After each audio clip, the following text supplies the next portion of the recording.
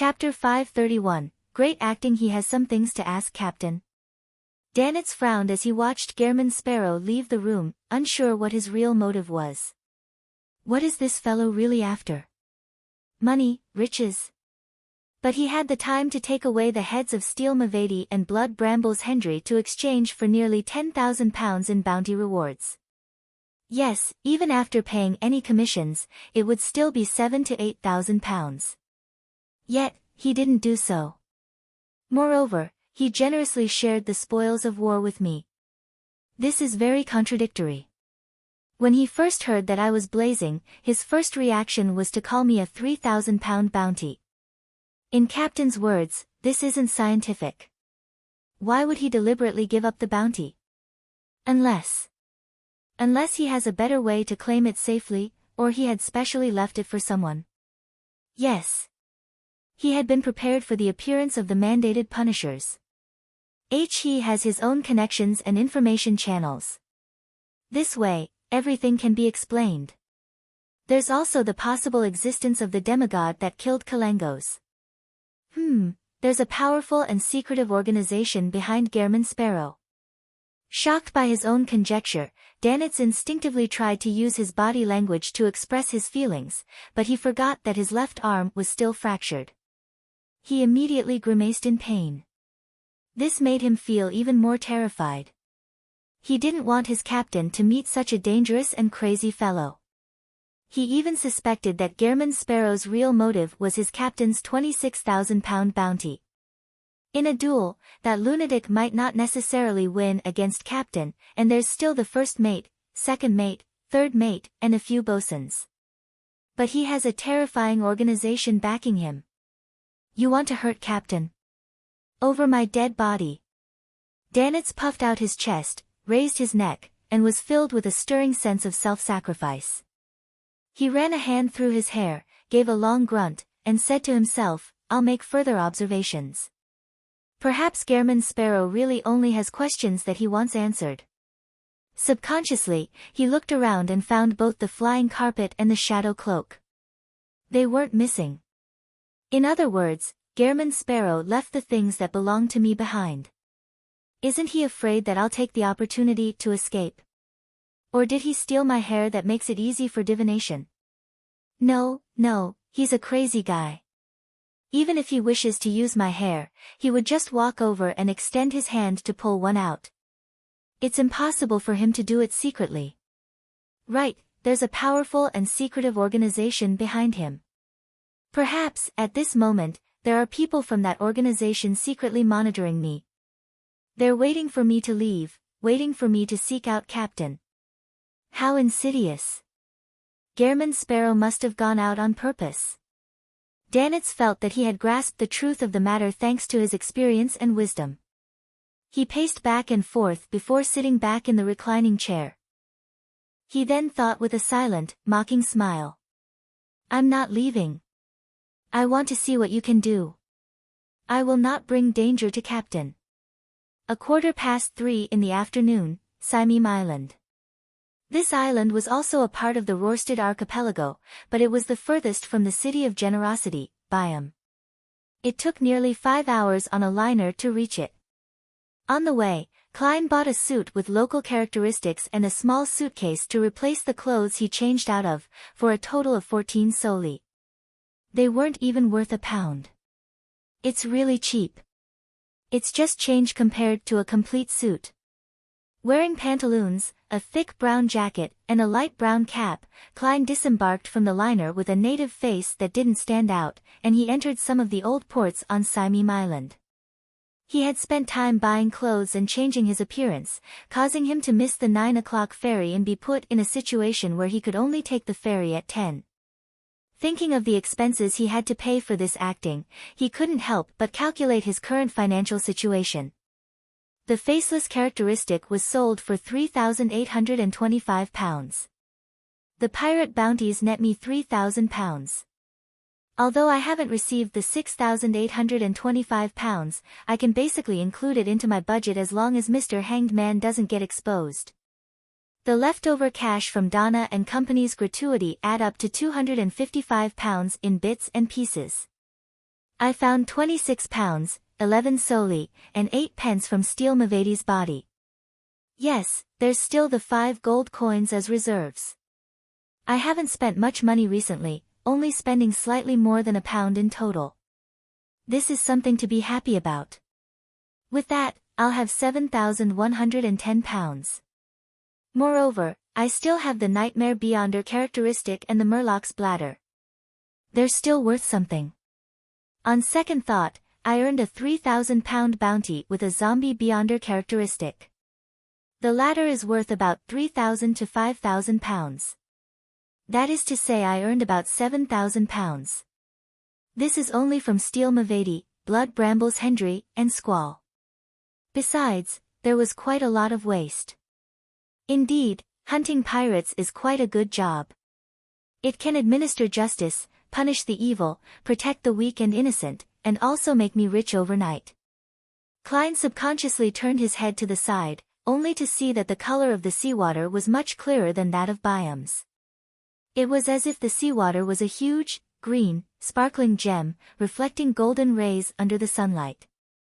Sure enough, it's not without reason that generations after generations of adventurers have gone out to sea to search for wealth. Even if I deduct the remnant spirituality of ancient wraiths, eyes from a 6-winged gargoyle, spring water from Sonia Island's golden spring, and other supplementary ingredients of a Nimblewright master, the money I have left will be enough to allow me to buy a decent manor here, in Desi Bay, in the southern continent's colonies, and in the non-metropolitan areas. Lone's countryside is said to be very beautiful, and if it turns out that I'm really unable to return, I can consider settling down in a similar place. Yes, I still have a 10% stake in the Backlund Bike Company, and my future returns won't be low. With confidence, Klein straightened his back and thought about the future. After letting his thoughts wander, Klein began to think about the more realistic question, which was whether he should sell the Nightmare Beyonder characteristic, find an opportunity to return it to the Church of Evernight, or create a mystical item with it through an artisan. It depends on the situation. The ideal solution would be to sell it to the church. The martyr, Klein, who had taken 2 potions from the Nighthawks, thought with uncertainty. At the same time, he hoped that little son would soon reach sequence 7 and be qualified to gain clearance to the methods used to remove the mental corruption from a Beyonder characteristic. As for the matter of releasing the Priest of Light from the glove, he wasn't in a hurry. Little son had just received the potion formula for sequence 7, so he had no need for it at the moment.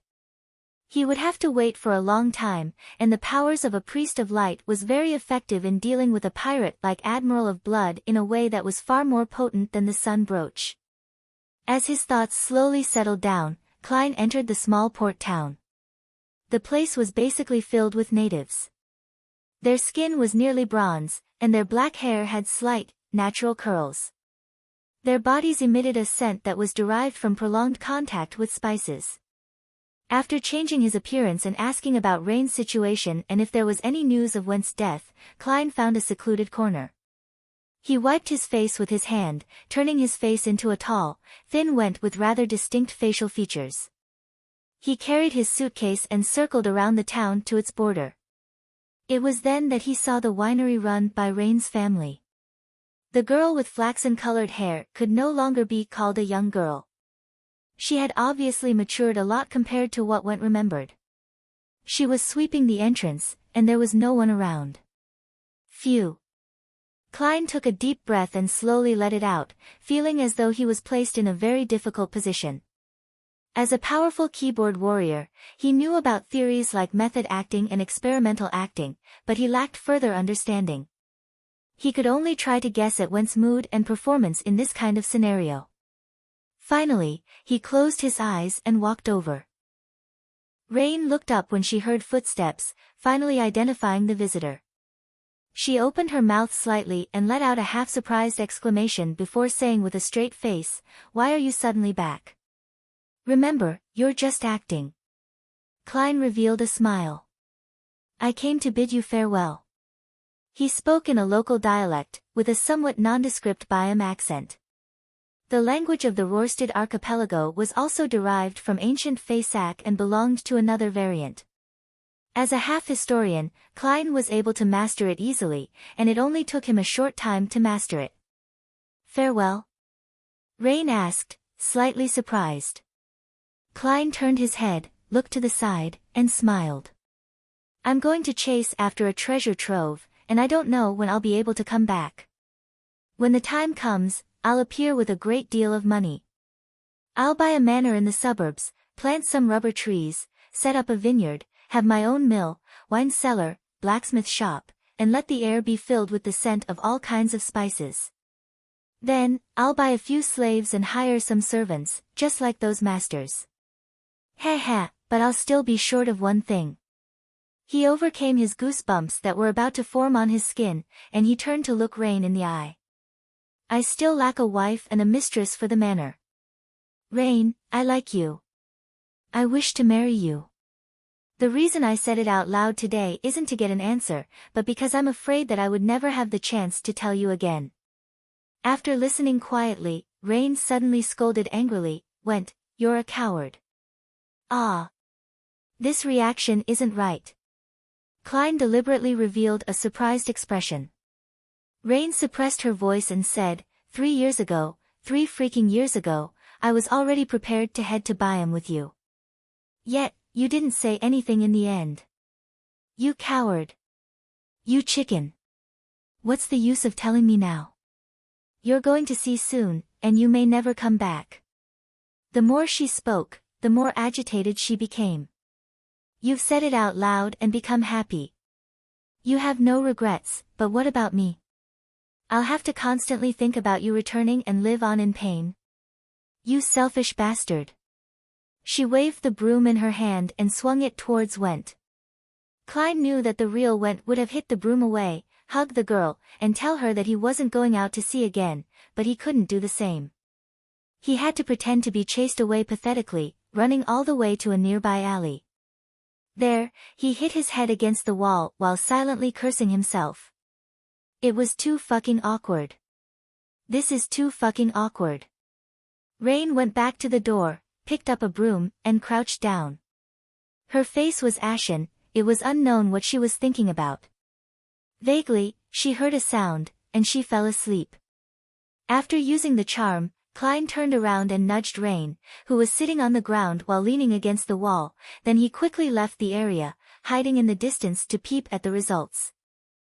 Rain quickly woke up and realized that she had fallen asleep without knowing it. Everything that had happened just now appeared like a dream. She remained sitting there, motionless for quite a while. Suddenly, she lowered her head and let out a sharp curse that seemed to come from the depths of her throat. You selfish bastard. Sigh.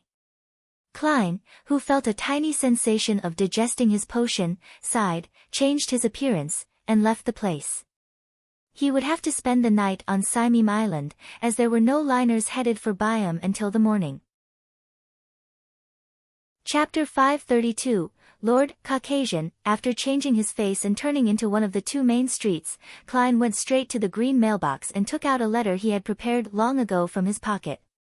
This was a death notice he had forged as an imitation of an official police document. It was sent to the sergeant of the town of Simeem Harbor. It was about the sudden death of the local resident, in Byam. When deciding to do the acting, Klein had worked out a plan to keep things on track and not cause irreparable damage to the girl, Rain. His plan was to use the slumber charm to camouflage the real acting as a dream. This way, if Rain had no love for Went, he expected her to directly reject his confession. After hearing about the other party's death, she wouldn't feel any guilt, and at most some fear. In response to this, she could effectively be placated by going to church to pray and confess. If Rain also liked Went and responded to the confession, then the dream would give Klein a chance to extricate himself from the situation. The notification of Went's death would kill Rain's expectations, and it wouldn't have too negative an impact on her future life. But even so, it's still a bit cruel. No matter what kind of woman she is, facing the situation of a guy confessing to her in her dreams after his death is definitely going to be heartbreaking. She wouldn't be able to recover for a long time.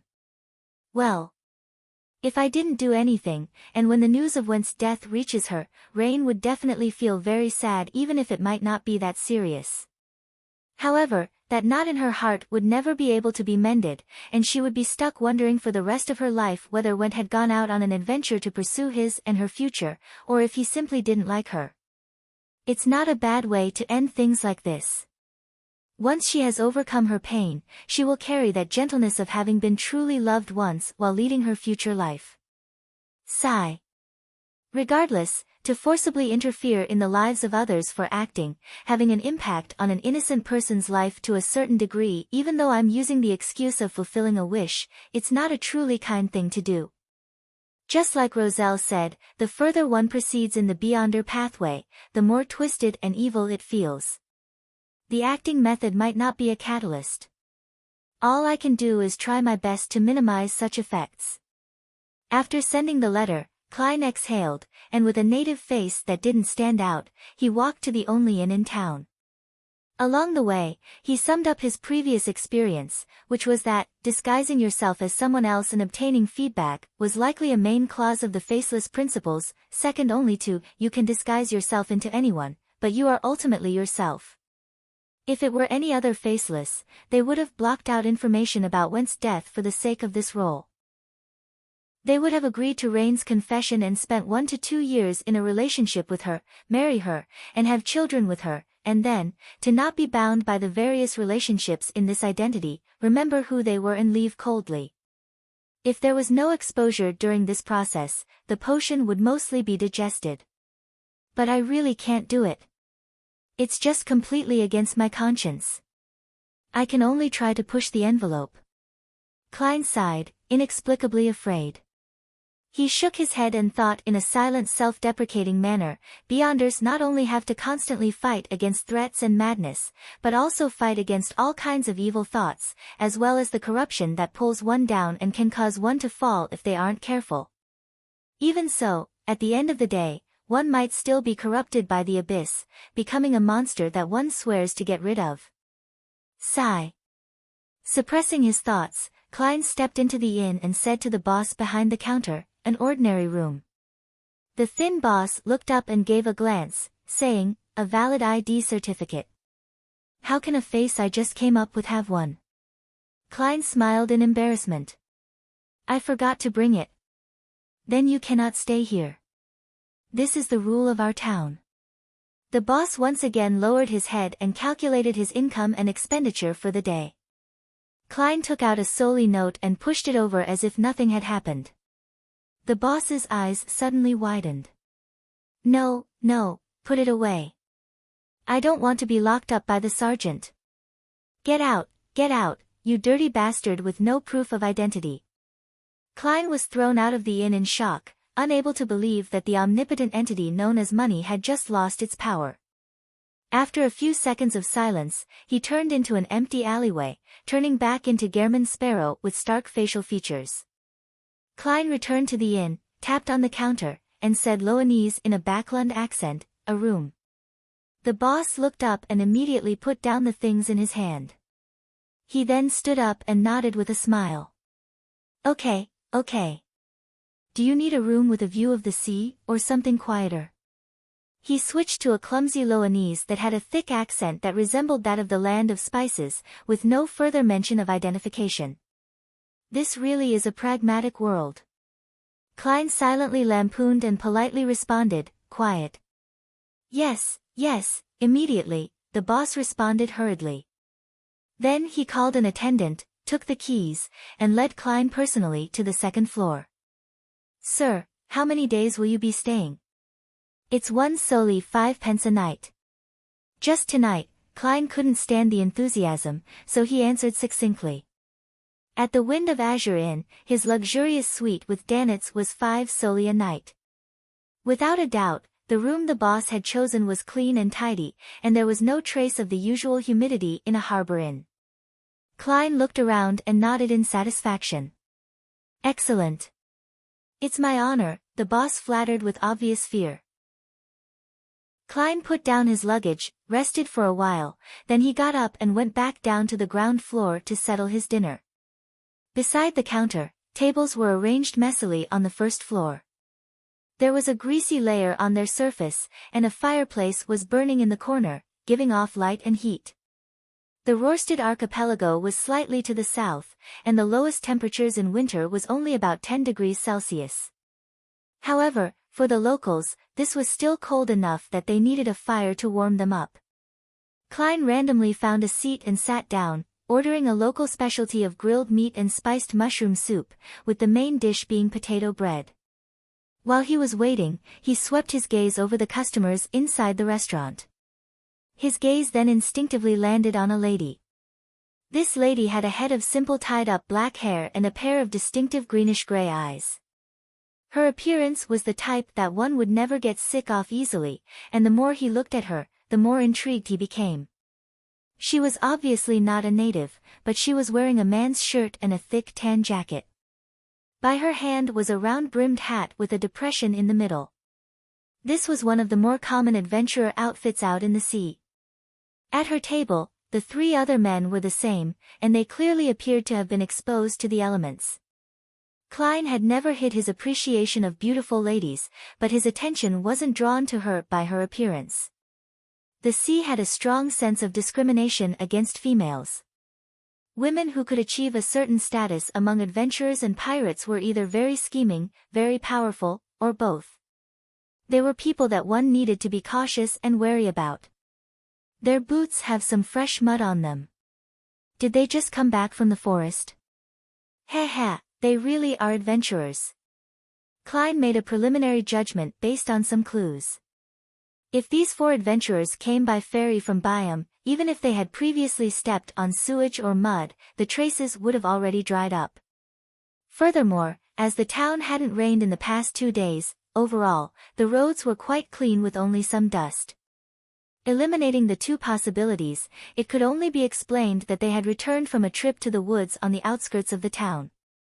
Klein had heard that many adventurers went deep into the primitive forests of the colonial islands in search of abandoned, forgotten pagan temples or altars, which often contained gold and jewels of ancient worship, but were later buried for various reasons in a place that no one knew of. In the bars of the islands, there was no shortage of legends that someone had managed to make a fortune overnight on an adventure into the woods. There might be evil spirits lingering in those places.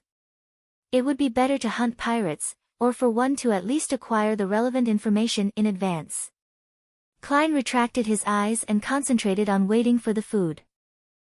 The 7 churches classified the various gods believed by the colony's primitive faiths as evil spirits, but Klein believed that some of them were natural spirits.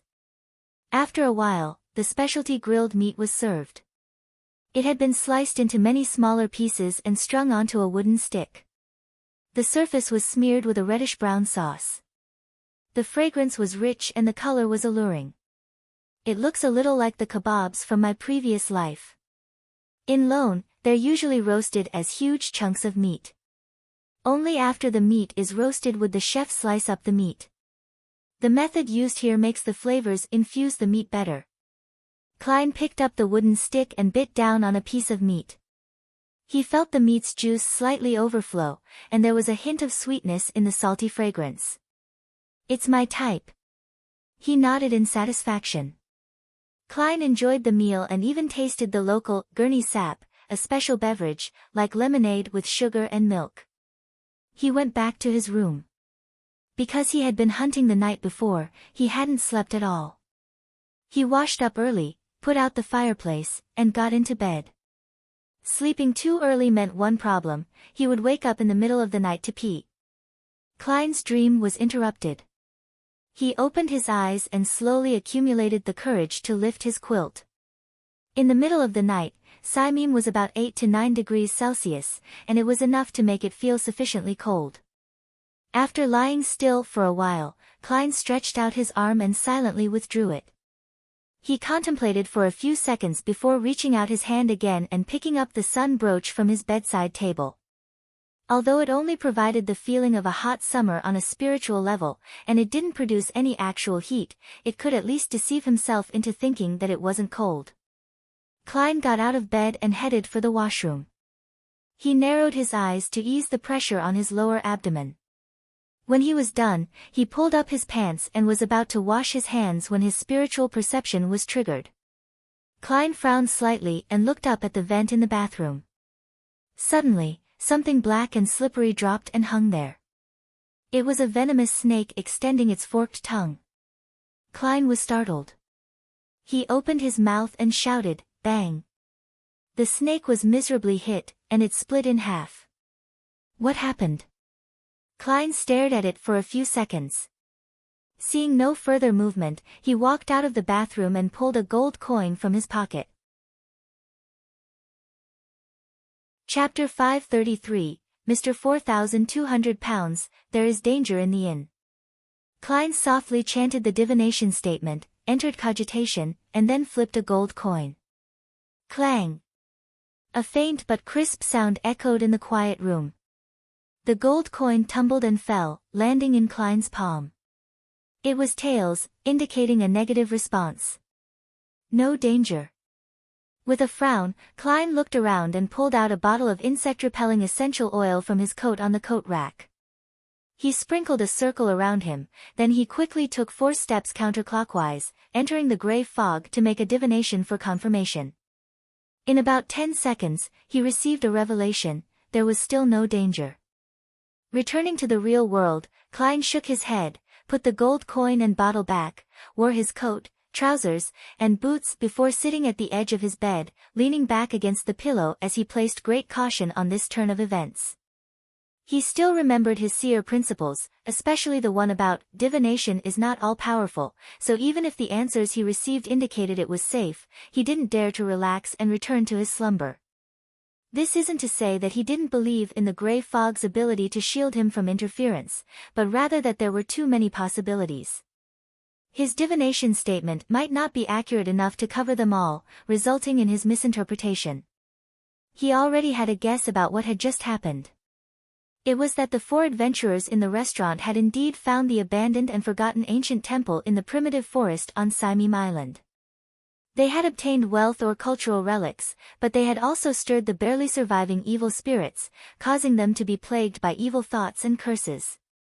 Time ticked by, and Klein suddenly felt a subtle spirituality fluctuation spread out from the room and quickly blend into the surrounding darkness. The hidden flow that he had barely sensed vanished, and the tranquility of the night returned.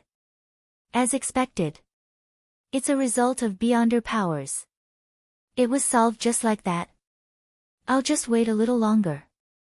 It would be dawn in an hour or 2 anyway. Even if there really is a problem, this place has a cathedral and a mandated punishers team.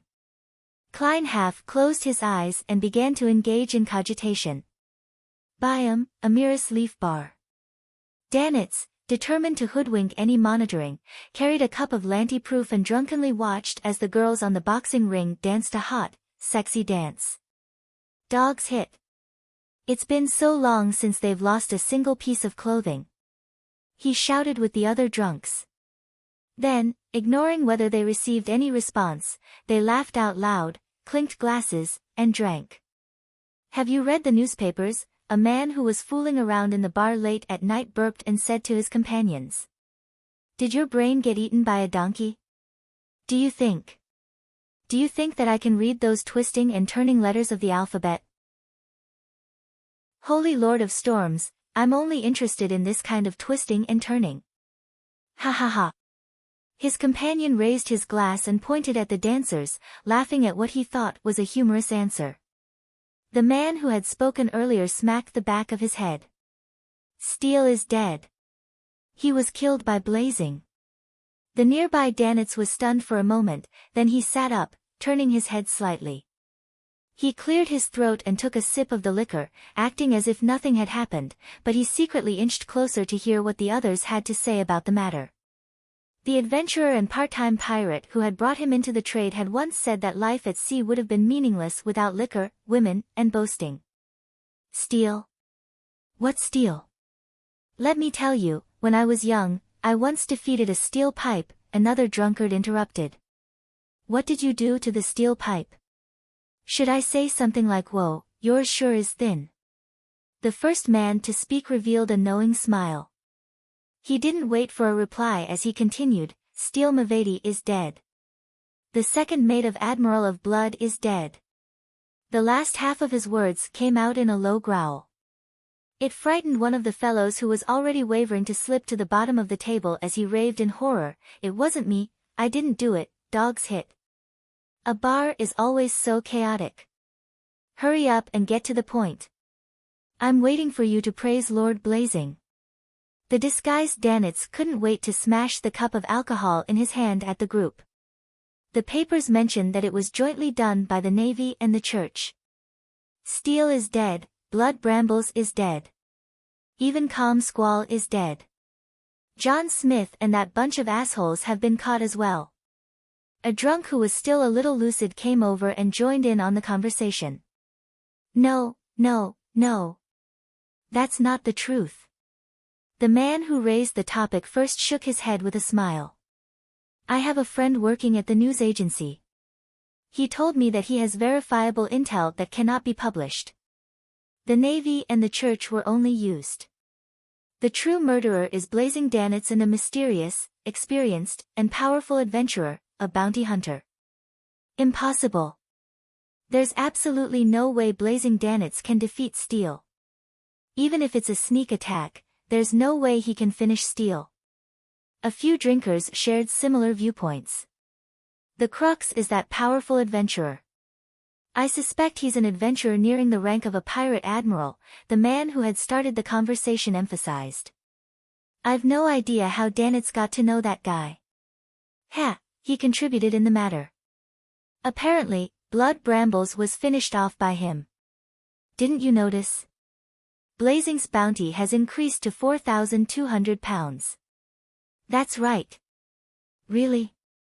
Blazing sure isn't simple. What a fierce pirate, no, a great pirate. Great pirates? I really couldn't tell the last time I drank with him. Pooey. You son of a bitch, when did I ever drink with you? I don't even know you. Amidst the exclamations, Danitz thought in delight. 4,200 pounds. If those fellows were to know, they would definitely get up at night to wipe the deck in envy. Ha ha ha, I can now be said to be the strongest bosun on the Golden Dream. At this moment, Danitz wished he could fly back to the ship and drink and brag with fellows like Iron Skin and Beryl, telling them all about the thrilling events in Banksea Harbor, how he had defeated the fallen bishop, how he had cleverly escaped from the ambush of Steele and the others, how he had set up a trap to finish off all his enemies, and how he would never be able to play the card game of life ever again. Unfortunately, for the sake of Captain, I still have to continue to be the servant of Gairman Sparrow, that madman. Sigh, I'm already a great 4,200-pound pirate. Danitz sighed, allowing himself to continue to be paralyzed by the alcohol. As the Storm Cathedral's bells rang, the orange sun rose in the sky. The surroundings were still so quiet that only the sound of water could be heard. Without encountering anything abnormal, Klein exhaled in relief and took off his clothes, returned to bed, and made up for his lack of sleep by sleeping for another 2 more hours. His considerable spirituality allowed him to wake up at the scheduled time of 8:30 a.m. He washed up slowly, changed his clothes, and went to the first floor to buy a loaf of bread with cooked chestnuts and a glass of Gurney sap. He ate as he walked to the dock. Since he had already bought his return tickets for the 9 o'clock liner, Klein kept watch of the time and prepared to board the ship. At that moment, he saw the lady with the greenish-gray eyes, as well as the 3 male adventurers from her team. They were buying tickets at the ticket office. The liner is about to leave. They definitely wouldn't be able to make it in time for the 9 o'clock trip. I wonder what they obtained from the abandoned temple, but last night they attracted an existence similar to an evil spirit. Please don't let anything unexpected happen when they ride on the liner. Klein used his body to block the adventurer's line of sight, took out a gold coin, and made a divination. His revelation was that the later liner wouldn't be in danger. Klein hesitated for 2 seconds, looked at the passengers waiting for the 10 o'clock liner near the ticket office, rubbed his fingers together in silence, and lit the ticket in his palm. He went back to the ticket office as if nothing had happened and bought the 10 o'clock liner ticket for 4 soldi. Then, he went to the washroom at the docks, went above the grey fog, and quickly divined his worries. He knew very well that if the results showed that there were great dangers, he wouldn't take the risk of boarding the ship. Instead, he would find a way to prevent the ship from sailing and destroy it, if necessary, to prevent any innocents from dying. If the revelation was the same as the divination from before, he would ride it normally while keeping a lookout for any accidents. In the end, he still received a negative answer. Klein was relieved and returned to the real world. He adjusted the position of the Murloc's bladder for quick access. If an accident really happened, this beyonder ingredient would become quite important in the vast ocean. This beyonder ingredient could also be used in a rudimentary, simple manner, just like the all-black eye which had been contaminated by the true creator. 10 o'clock sharp. Klein, in his Gehrman Sparrow appearance, picked up his suitcase, followed the adventurers, and boarded the liner. Along the way, he appeared to doze off or read old newspapers and magazines on the ship, but in actual fact, he was keeping an eye on the greenish-gray-eyed lady and her companions. This wariness continued all the way to the port of Byam, but no accidents occurred in the middle. Did they resolve all the problems? What did they actually get? Klein stopped by the side of the road, bought the latest newspaper from a newsboy, and watched the 4 adventurers from the corner of his eye until they disappeared. Phew. Klein decided to not think about it anymore. As long as it didn't endanger the overall situation, he wasn't concerned about what those people had done. He was just a little curious. He picked up his suitcase, leafing through the papers as he walked down Acid Lemon Street like an ordinary passerby. Suddenly, with a chuckle, he said to himself, the bounty for Danitz has risen to £4,200. If things continued like this, he suspected whether he could resist the urge of sending the fellow to the Governor-General's office. Walking back to the Wind of Azure Inn, Klein heard undulated snores that were slowly reaching a crescendo before he even took out his keys. He didn't escape. Klein was slightly surprised, but he wasn't too surprised either. He had previously tampered with Shadow Cloak, so as long as Danitz left, he could use divination methods to track him down and find the Vice Admiral Iceberg. Although he's timid, he's still cautious. Klein opened the door and entered, looking at Danitz, who awoke with a start. He grinned a little. Congratulations, Mr. £4,200. Danitz was instantly wide awake, wanting to laugh dryly in response, but he couldn't. At this moment, he felt that his life might be in danger. Chapter 534, A Dream Lesson. Danitz's worries didn't come true. Klein gave him a look and went into the bedroom to rest. During the 5 hours he spent on the liner, he had always been in a highly tense state. He had also been alarmed last night and didn't sleep well as a result. At this moment, he couldn't help but feel exhausted. With a thud, Klein closed the bedroom door. Phew. He scared me to death. Danitz relaxed and slumped into the reclining chair. The scene of him turning into gold pounds had surfaced in his mind a moment ago. He found it difficult to stop having these scenes appear one after another in his mind.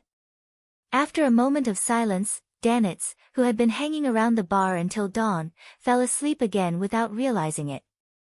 He dreamed that the captain had arrived to save him, but she had failed. Instead, she got caught by Gehrman Sparrow and ended up becoming a maidservant for this crazy adventurer.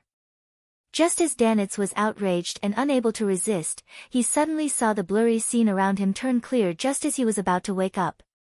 The scene froze on the luxurious suite of the Wind of Azure Inn. Knock. Knock. Knock. Danitz heard a slow, soothing knock on the door. Wasn't I dreaming? With this question in mind, Danitz walked over to the door and turned the handle. As the crack in the door widened, he saw a familiar figure. She was a beautiful lady, with a face shaped like a goose egg, a high nose bridge, thin lips, and a pair of pale blue eyes that resembled clear spring water. Her long brown hair parted in the middle, tied in a simple but delicate knot at the back of her head as they flowed down. She didn't wear a hat, only wearing a beige coat which was tight at the waist. Her collar was covered with palm-sized flowers woven from white lace. Matching her coat was a dark-colored skirt which reached her knees. The pleats of her skirt were connected, looking slightly fluffy. On her feet were a pair of leather boots that shared the same color as her hair. "Captain!" Danitz cried out in alarm. He hurriedly snapped out of his reverie, turned around and faced Gehrman Sparrow's bedroom while taking a defensive stance. "Be careful. Run. A lunatic is looking for you. He has a terrifying organization backing him." As the feeling of self-sacrifice welled up in him, Danitz heard his captain calmly say, "This is a dream." "Dream? Yeah, I'm dreaming, what's there to be afraid of?" Danitz glanced left and right, folded his arms, turned around, and said, "Captain, you simulated the powers of a nightmare?" "That can't be right, you were near Sonia Island just last week. The largest island in this region of the Sonia Sea, which was also the origin of its name. It was almost like a small continent. Originally, it was the only remaining gathering place for the elves after the cataclysm, but as time passed, this ancient Beyonder race was plagued by all sorts of factors and gradually died out. The occasional sighting of them proved that they hadn't completely gone extinct. At the end of the Fourth Epoch, the Lone Kingdom occupied this island, but in the 20-Year War, they suffered a terrible defeat, handing over Sonia Island to the Faysak Empire. That was already more than 7 centuries ago. Sonia Island was situated north-northwest of the Rorstad archipelago, and it took nearly half a month by ship to arrive there. Vice Admiral Iceberg Edwina Edwards was still in the vicinity of Sonia Island last week, so it was impossible to reach Byam within a week. Unless she could fly or use the spirit world to travel. The beautiful lady whom Danitz addressed as Captain nodded. "We have just entered the Rorstad seas, still 1,000 nautical miles away from Byam.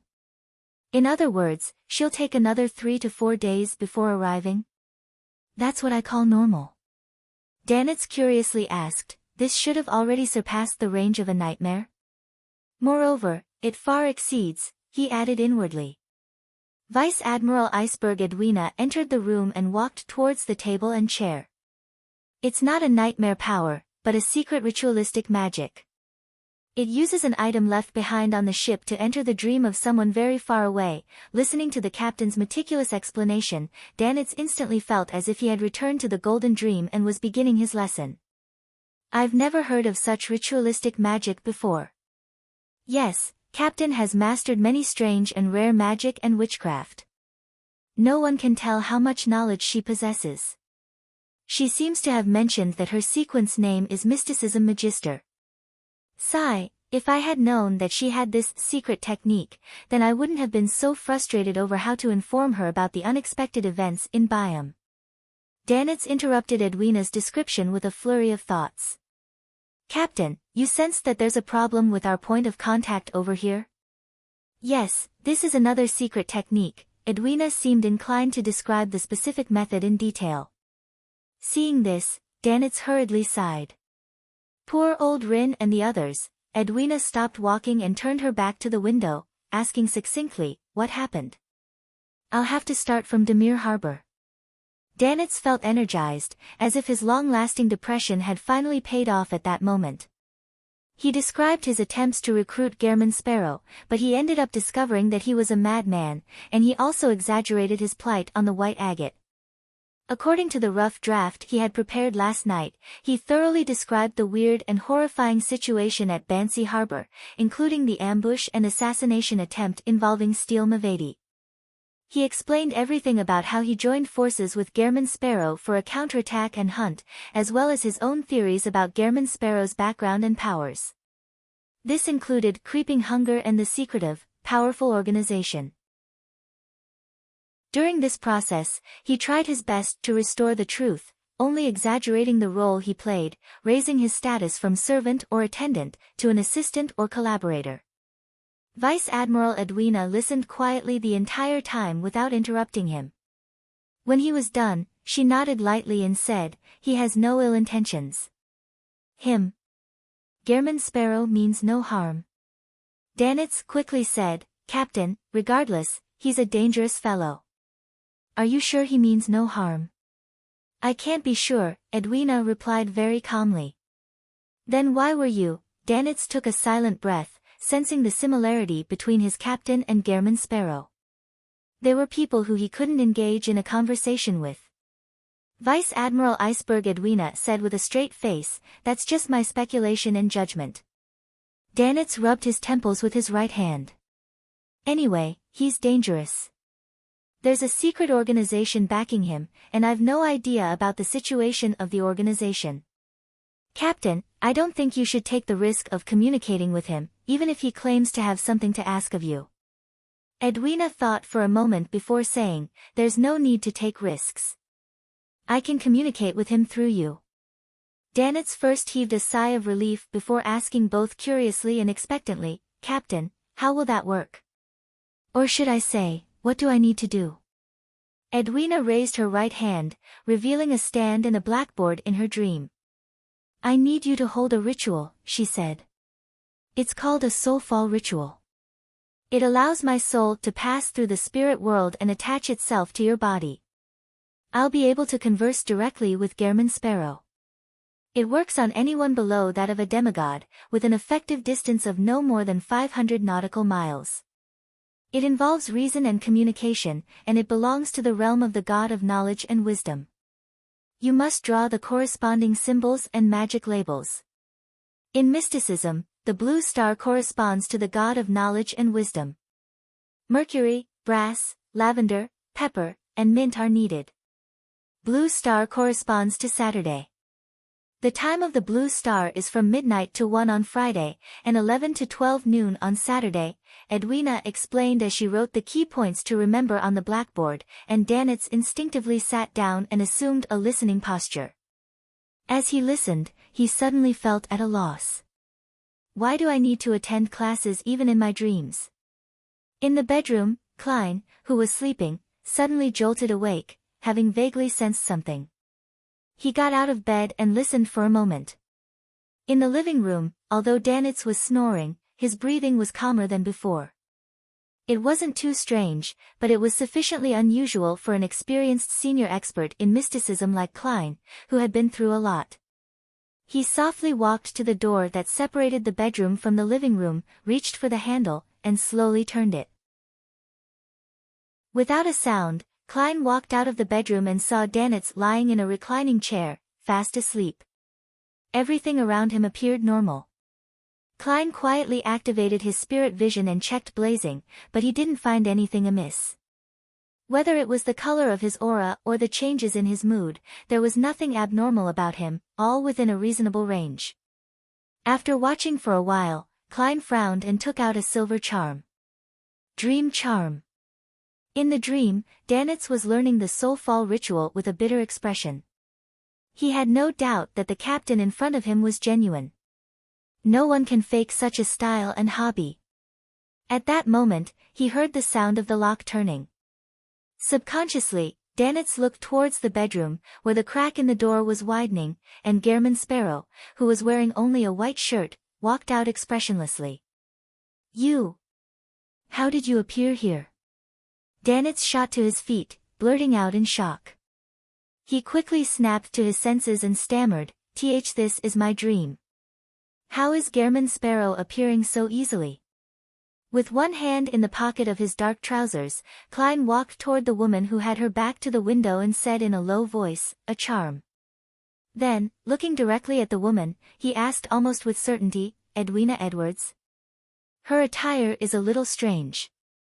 She doesn't look like an adventurer, much less a pirate. She looks like a woman with a decent job, someone who can support herself on her own. The style of her attire looks like it comes from Intis. Klein thought, feeling somewhat unaccustomed.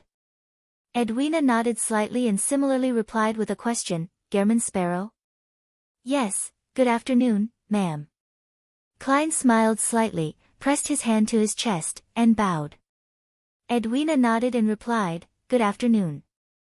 Klein, who was maintaining his persona, stopped talking, waiting for the other side to take the initiative to ask him about his purpose. He looked at Edwina. Edwina looked at him. There was a sudden silence in the dream for several minutes.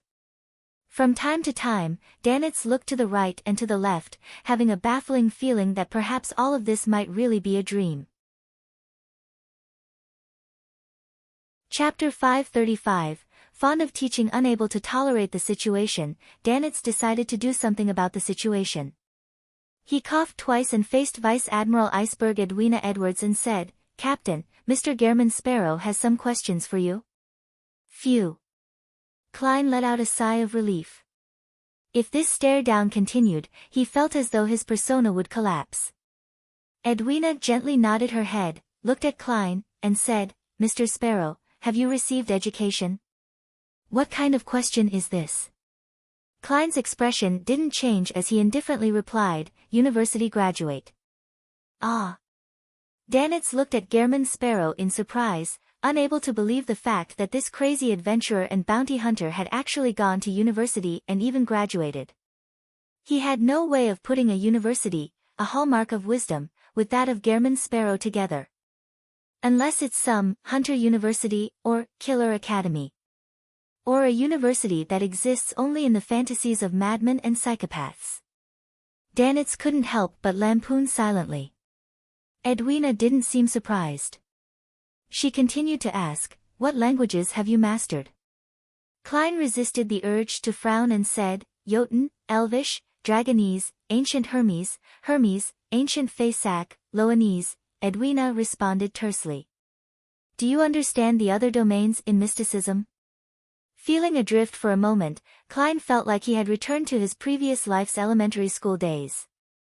Due to his age handicap, he had been asked a series of questions by a teacher, such as how many Chinese characters he had mastered, if he had mastered the 4 arithmetic operations, whether he knew the English alphabet, and how many Tang Dynasty poems he could recite. "Calm down. You're Gehrman Sparrow now," Klein once again said without emotion, "Adept." Edwina thought for 2 seconds and then explained in an unhurried manner, "I have to combine your standard of knowledge with how I would answer the questions so that you can understand the answers more easily." This. Klein was surprised to find that the beautiful lady in front of him was nothing like an adventurer acting as a part-time pirate. She was basically a teacher with a cold expression but a kind and patient attitude. He calmed down after thinking about the vampire that headed for the Church of Mother Earth daily. "This is the first pirate admiral I'm officially meeting. She's indeed unique." Klein secretly sighed and said, "First question, where do beyonder creatures appear at sea?" "The commonly seen ones."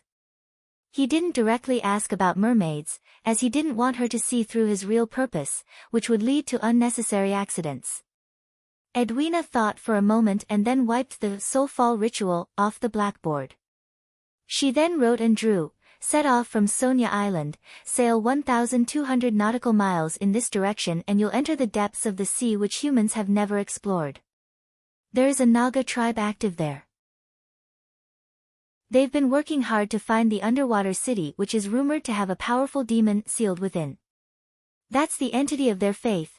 Edwina spoke in detail, partly from her own efforts to find the treasure itself, and partly from the knowledge and rumors she had exchanged. It took her a while to finish the general story, but to Klein's dismay, there were no mermaids anywhere except in the eastern waters of the Gargas archipelago. He quickly calmed his mood and said, "Second question, do you know how to remove the mental corruption from a beyonder characteristic?" He didn't hide the fact that he knew about beyonder characteristics. Edwina's eyes flickered for the first time, as though she had a new understanding of Gehrman Sparrow. She shook her head. "I don't know.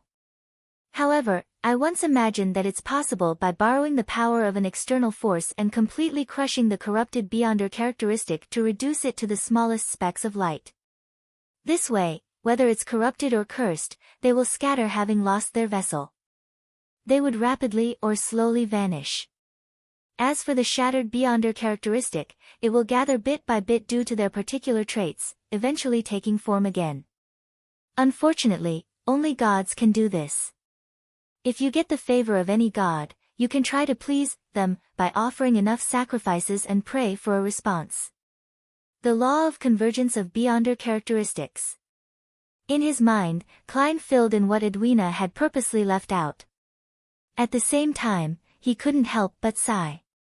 This Vice Admiral Iceberg, captain of the Golden Dream, was extremely knowledgeable in mysticism.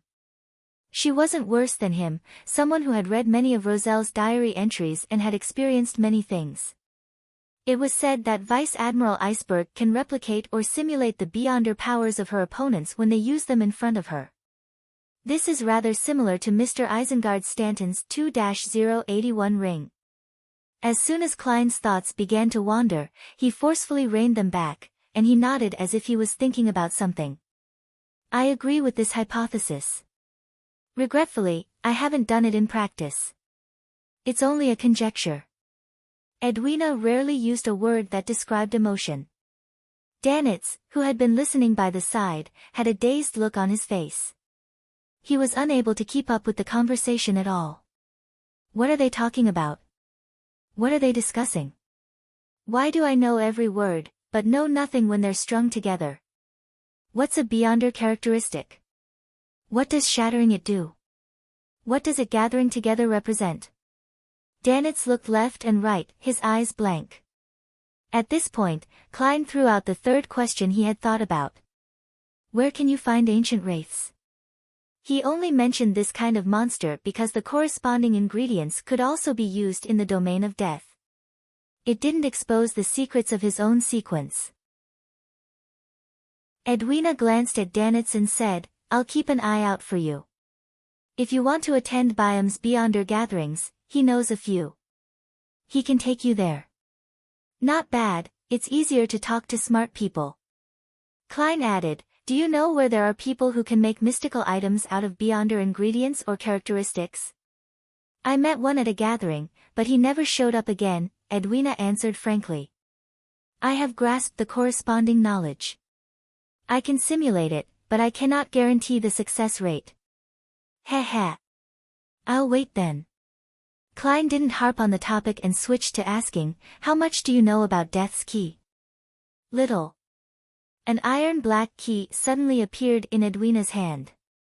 It was about the size of a lyre, its shape was ancient, and it had a dark luster. The pirate admiral said while half-carrying the item from the shipwreck, if you mean this key, then I can tell you that it belongs to the giants. Klein glanced sideways at Danitz. Your bosun told me that it can also belong to a dragon or a demonic wolf. That was the earliest guess. I've recently found some historical documents. And with the help of the other items on the ship, I have a rudimentary idea. Edwina didn't show any agitation. She was filled with patience, but her expression remained cold.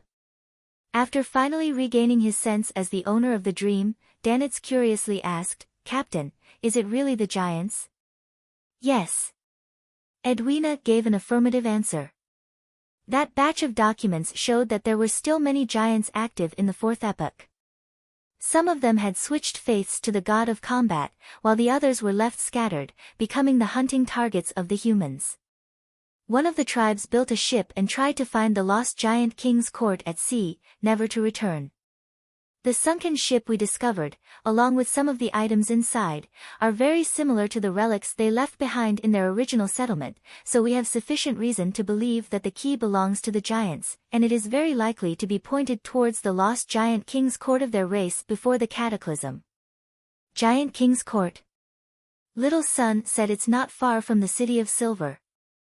Klein didn't say a word, but he quietly listened to Vice Admiral Iceberg's description. I have to say, the City of Silver and the Forsaken Land of the Gods are things I know that completely surpasses other Beyonders. Even the 7 gods can't find that place, or they find it hard to figure out the exact situation. In this aspect, I'm stronger than them.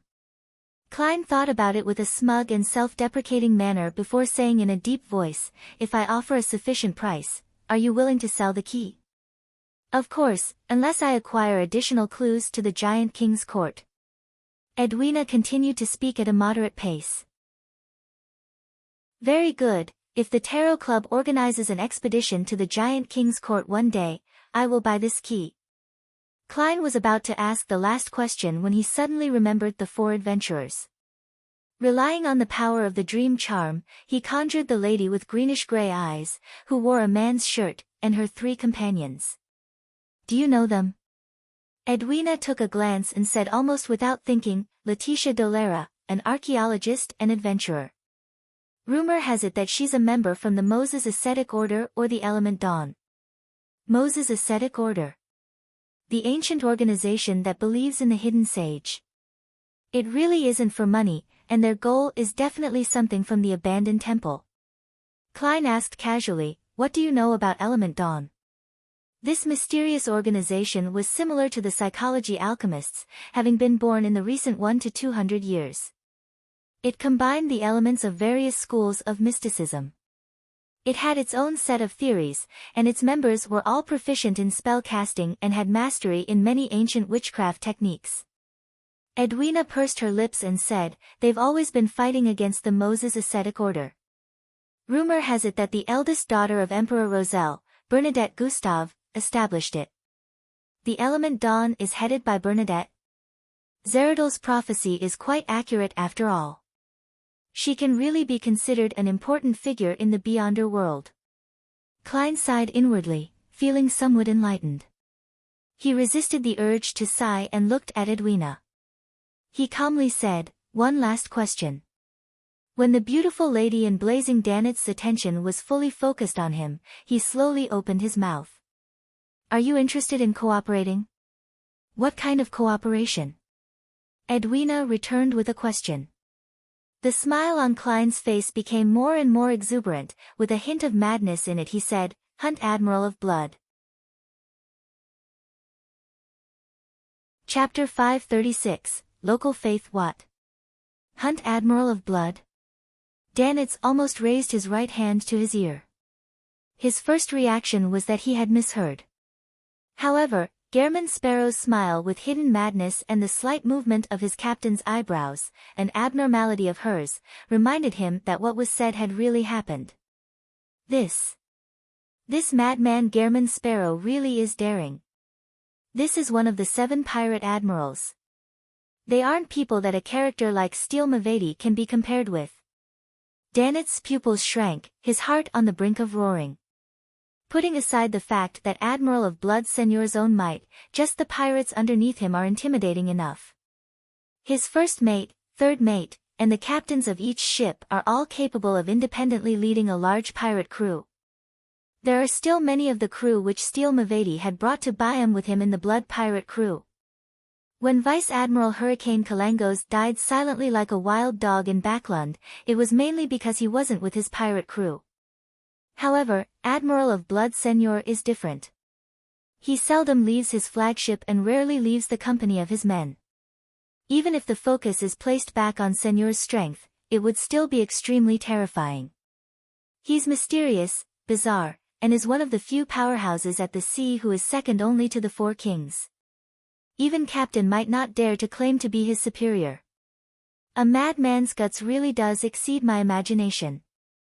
No. He doesn't know the meaning of fear at all. The death and replacement of a pirate admiral will definitely be a great shock to the 5 seas. One thought after another flashed through Danitz's mind, but in the end, he strangely calmed down. It was because he recalled that Gehrman Sparrow was a powerhouse at the level of the 7 admirals, and there might be a hidden, terrifying organization backing him. Edwina said after a few seconds of silence, do you know of the Rose School of Thought? Not only do I know them, I've also killed their people and taken their mystical items.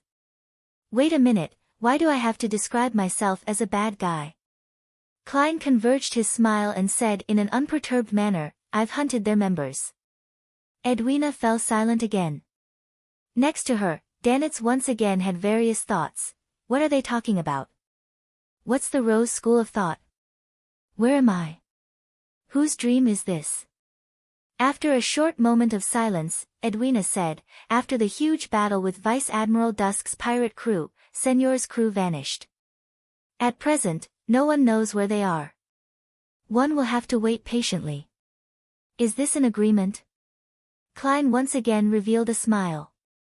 I do not lack patience. How can I contact you? Edwina turned her head to look at Danitz. He knows how. Me? Soulfall ritual. Wait a minute, Captain, You mean I have to follow this madman, Gairman Sparrow, during this period of time? No. Who knows when this fellow will go crazy? With a start, Danitz quickly opened his mouth and said, Captain, I've already left the Golden Dream for too long. I've missed too many lessons. I can't wait to return. He tried his hardest to show his sincerity in his eyes, filling them with the desire for knowledge. I believe we can switch to someone else, like Iron Skin and Beryl. Before he finished his sentence, Edwina suddenly raised her right hand and pressed it against her ear. She looked slightly to the side and said without expression, What did you say? I couldn't hear it. Roselle's dream spell is reaching its limits. The pirate admiral's skirt fluttered slightly as she took a step back before her figure quickly turned faint, reducing into points of fragmented light. The rest of Danitz's words were left stuck in his throat. He stretched out his right hand in an attempt to grasp something, but he ended up weakly drooping down. Roselle's dream spell. The Emperor's presence in the field of mysticism is also quite formidable. The full name of the Vice Admiral Iceberg is Edwina Edwards. Edwards. Isn't this the surname of one of the Emperor's 4 horsemen of the apocalypse? A descendant? However, from the tone of Vice Admiral Iceberg, she isn't familiar with the eldest daughter of the Emperor, Bernadette. They might not even know each other. Klein looked at Danitz, whose expression had completely collapsed, and let out a soft laugh. Perhaps one day I will call you Mr. 10,000 pounds. Danitz straightened his back in fright, then he saw Gairman Sparrow's figure disappear from his dream. If I were only sequence 7 and had a bounty of 7 or 8,000 pounds, then I would be targeted everywhere I go. Danitz stood rooted in his dream, his head hurting the more he thought about it. In the evening, Danitz looked at Gairman Sparrow, who was dressed as a native. Today, we'll be visiting the location faction. We might be able to find some good things there. Ha, they have a great need for Beyonder ingredients, food, and weapons. At this point, Danitz looked Gairman Sparrow up and down. It was rare for him to find something that he was better than him at. He said with a smile, their area is filled with local people. There aren't even many people with mixed blood. If there's even the slightest signs of an abnormality in their clothing, you will be discovered. Your pantaloons and brown jacket are fine, but you can't wear a shirt inside. A real native wears Taraba shirts. They're similar to Sea Soul shirts, but they're either all blue or white. They don't wear caps, headscarves, or anything. Also, people like you who look obviously Loanese will encounter very serious discrimination and hostility there, just like a wolf that sneaks into a flock of sheep. You can't hide your existence at all. Before he could finish, he saw Gairman Sparrow tilt his head and look at him. His deep facial features quickly turned soft. His fair skin was instantly stained with the color of bronze. In just a snap, he had become an undeniable native that didn't stand out in any way. After a few seconds of silence, Danitz laughed dryly as if nothing had happened. Me too. I have to disguise myself. Your disguise. Heh. Klein took off his cap and sat down. What local faction? It actually trades Beyonder ingredients, food, and weapons. Ahem, to put it simply, the resistance. Danitz suddenly wasn't sure if Gairman Sparrow had any connections with the lone officials. Klein was startled for a second. Resistance? Danitz smiled awkwardly and said, people who clamor for independence and for natives to administer their local affairs. Their encampment is deep in the woods or at sea. They cooperate with many pirates and adventurers. Of course, the ones backing them are mainly people from Fasak and Intis. Often, there will be priests from the god of combat and the eternal blazing sun secretly coming over. Byam isn't that calm after all. After leaving the kingdom and coming to the sea, Klein finally understood what it meant by an international situation. This wasn't something that could be compared to reading about wars in East Balam from the papers. He nodded slightly and didn't object to visiting the local faction. After leaving the Wind of Azure Inn, Klein followed Danitz, whose face was painted black. They went through the streets, heading all the way southeast.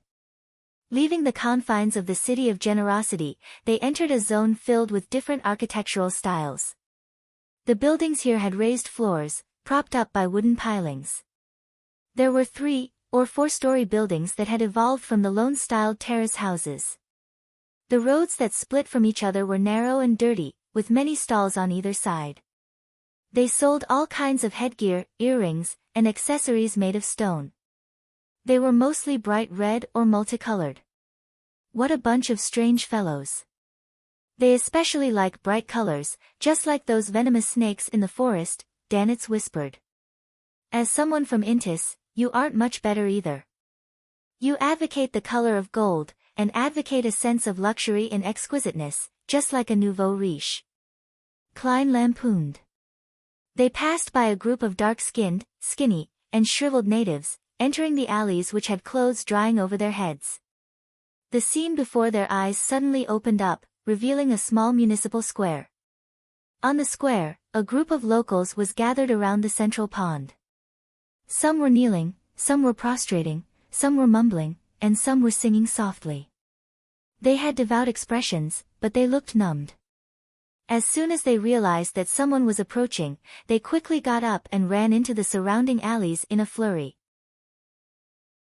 All the windows on the 2nd, 3rd, and 4th floors of the surrounding houses clanged shut, and the square grew quiet, but Klein's spiritual perception told him that there were many people behind the windows, around the alleys, in the dark corners, watching these strangers who had suddenly arrived in their world. Danitz lowered his head and said in a suppressed voice, "Don't worry, this is their way of protecting themselves." Oh. Klein expressed his doubts. Danitz let out a chuckle. Before this place was completely colonized, the natives on the Rorstad archipelago always believed in sea god Calvetua. They believed that this deity who appears in the form of a gigantic sea serpent would protect all the islands here, preventing them from being devoured by earthquakes or tsunamis. Now that this belief has been outlawed, the Church of the Lord of Storms has been constantly fighting against the heretics. Even the Church of Evernight and the Church of Steam and Machinery are unable to expand their influence here, and there are only a few cathedrals. But in fact, how can the faith that has been in place for centuries, if not a millennium, be so easily eradicated? There are still plenty of believers of the sea god in Byam, Blue Mountain Island, and the Rorstad Sea. Even if a bunch of people are captured every 1 to 2 months, a situation in which they suffer all kinds of extreme punishment, it's impossible to reverse this situation anytime soon. The Resistance's main pillar of support are the believers of the sea god. In my opinion, it will take at least another 100 years before the faith of the sea god will be completely eradicated. Of course, that's under the premise that there aren't any other disruptive elements. Sea god Calvetua. Its image is of a gigantic sea serpent. As Klein listened thoughtfully, he followed Danitz into a 4-story house on the right. He went to the top floor via a narrow staircase. Knock. Knock. Knock. Danitz knocked on the door to his left. Who is it? Someone asked in a low voice. Danitz replied with a chuckle, a friend who brings wine and barbecue. Where from? The person inside asked a strange question. Danitz stepped back. At sea. Creek. The door slowly opened and Klein saw a naked arm. The arm was tattooed with a blue, hideous sea serpent. Chapter 537, Excessive Spiritual Perception. Behind the door was a bare-chested man with a hideous blue sea serpent tattooed on his arm and short streaks of red paint painted on the sides of his cheeks, chest, and abdomen, each group formed out of 3 streaks. Really exotic. However, aren't you afraid of being too conspicuous? Aren't you afraid of being caught by the police while you're outside? You're part of the resistance that engages in secret operations.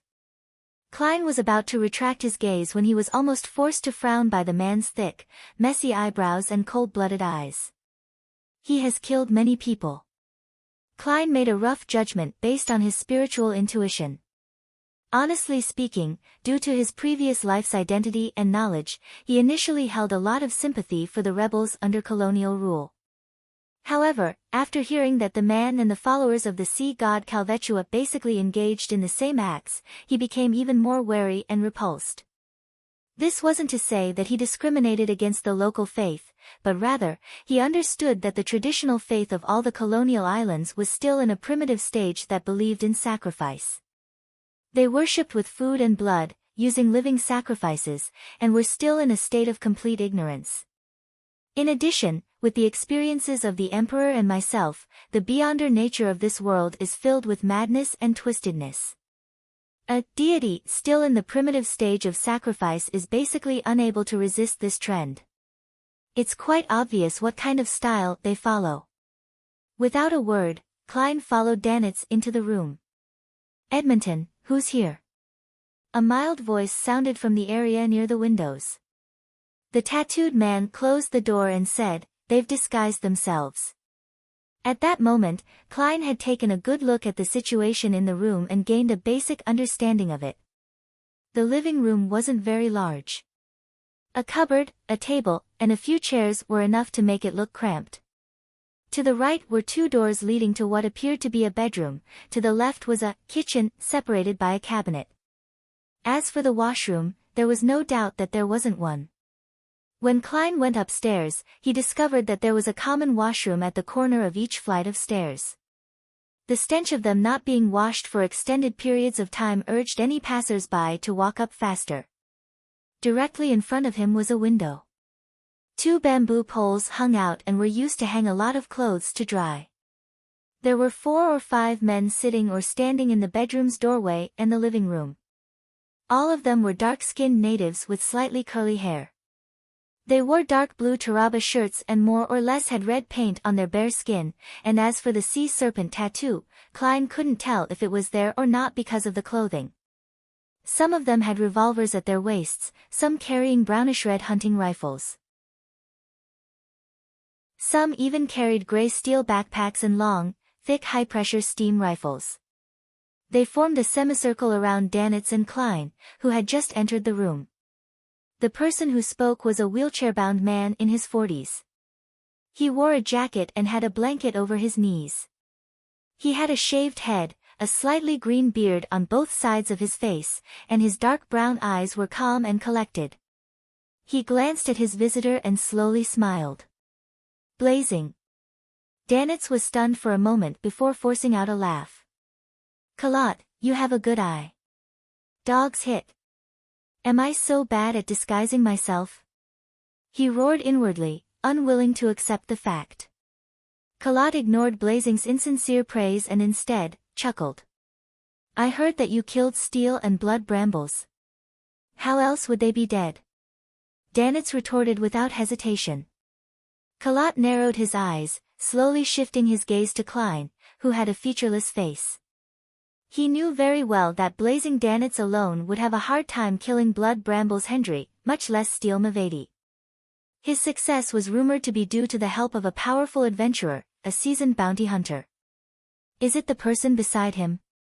When he looked into Klein's eyes, he didn't see any nervousness, worry, or vigilance. Those eyes were like a deep ocean. It could very well be. At the very least, he's stronger than Blazing. He signaled to Edmonton and the others with his eyes, secretly informing them to be on their guard. "What are you doing here?" Kalat didn't pursue the subject. Danitz subconsciously looked at Klein, and after seeing his nod of affirmation, he replied, "Here to see what good things you have to offer." Kalat pointed to a table and said, "It's all placed there."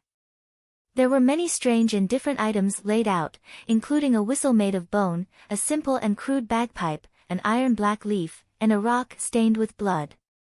Without waiting for Klein and Danitz to examine the items, Kalat clapped his hands and said, "I have a mission. If you can complete it, you can freely choose an item from these at no additional cost." He laughed and added, "By the definition of you foreigners, they aren't mystical objects, but they all have some supernatural power, but it will slowly, yes, slowly weaken until it disappears." "What mission?" Klein asked calmly, having no intention of hiding the fact that Danitz was only a follower. He reached into the blanket that extended to his knees and took out a stack of white paper. Find out where they are. If you can catch them directly, you will get even more. He raised his arms and began to display lifelike portraits, including a lady with greenish-gray eyes dressed in a man's shirt. Letitia Dolera. Klein recognized who the resistance was looking for at a glance. It was the female archaeologist and adventurer he had met last night and had boarded the same ship with this morning. She was suspected to be a member of the Moses Ascetic Order or the Element Dawn. Danitz looked at it closely for 2 seconds and found the picture vaguely familiar. Suddenly, he remembered where he had seen her before. Gehrman Sparrow had shown it in his dreams. He had just asked the captain about it in the afternoon, and were already bumping into something relevant in the evening. Isn't he too resourceful at gathering information? Danitz resisted his urge to glance at the crazy adventurer beside him, afraid that Kalat and Edmonton would notice something amiss. He was very experienced in this area. The resistance, who believe in the sea god, are looking for Letitia. The faith of the sea god spreads throughout the Rorstad archipelago, including Simim. There was a snake last night. The image of the sea god is that of a gigantic sea serpent. Klein superimposed the two matters together and quickly came to a preliminary conclusion. Archaeologist Letitia and company had obtained an important item involving the sea god in the Forgotten Temple in the ancient forest of Simim Island. Hence, it resulted in last night's probing and the Resistance's search. Klein thought for a moment, then he gave a perfunctory reply, "I'll keep an eye out. I won't randomly get myself involved in matters related to evil spirits. Of course, if it's necessary, then I will report it to the officials." He silently added a few words inwardly. Kalat nodded and said, "Take a look first and see if there's anything you want." Klein walked over and was just about to inquire as he made his selection when he suddenly sensed something and subconsciously looked towards the right side of the item pile. There was a short sword made of thin bones. It was slightly longer than a forearm and had a milky white body. There were a few dark red deep stripes on it. It can trigger my spiritual perception. Klein stretched out his right hand in an attempt to pick up the sharp bone sword, that was placed right at the front, to carefully examine it. The moment his fingers touched the bone sword, cries of despair and pain suddenly echoed in his mind. A thick stench of blood faintly appeared at the tip of his nose, and he seemed to see many distorted and rotten illusory figures that were covered in mucus. Klein's forehead ached, as though he had been pierced by a needle, and he subconsciously retracted his finger. A little sinister. It's not a simple item. Klein, who had experienced things far more intense before, only showed a slight change in expression. He resisted the urge to activate his spirit vision, afraid that he would see something he shouldn't. Noticing this, Kalat exchanged glances with Edmonton and said with a smile, "This bone sword is capable of draining an enemy's blood. It's not bad. Do you want it? A little proactive." Klein frowned, relaxed his brows immediately, and then he said in a deep voice, "No, there's nothing I want here." If Kalat hadn't asked, he was even planning on buying the bone sword and researching it above the grey fog. However, the fact that the man promoted it had left him vigilant. Thus, he rationally abandoned his original plans. Kalat crossed his hands and said, "It's not expensive at all. Or would you like to look at something else?" "There's no need." Klein's pupils shrank suddenly as he turned and walked straight towards the door. Danitz hesitated momentarily before hurrying after him.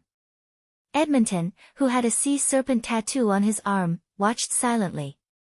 He seemed as if he would reach out and stop them at any moment, but in the end, he didn't do anything.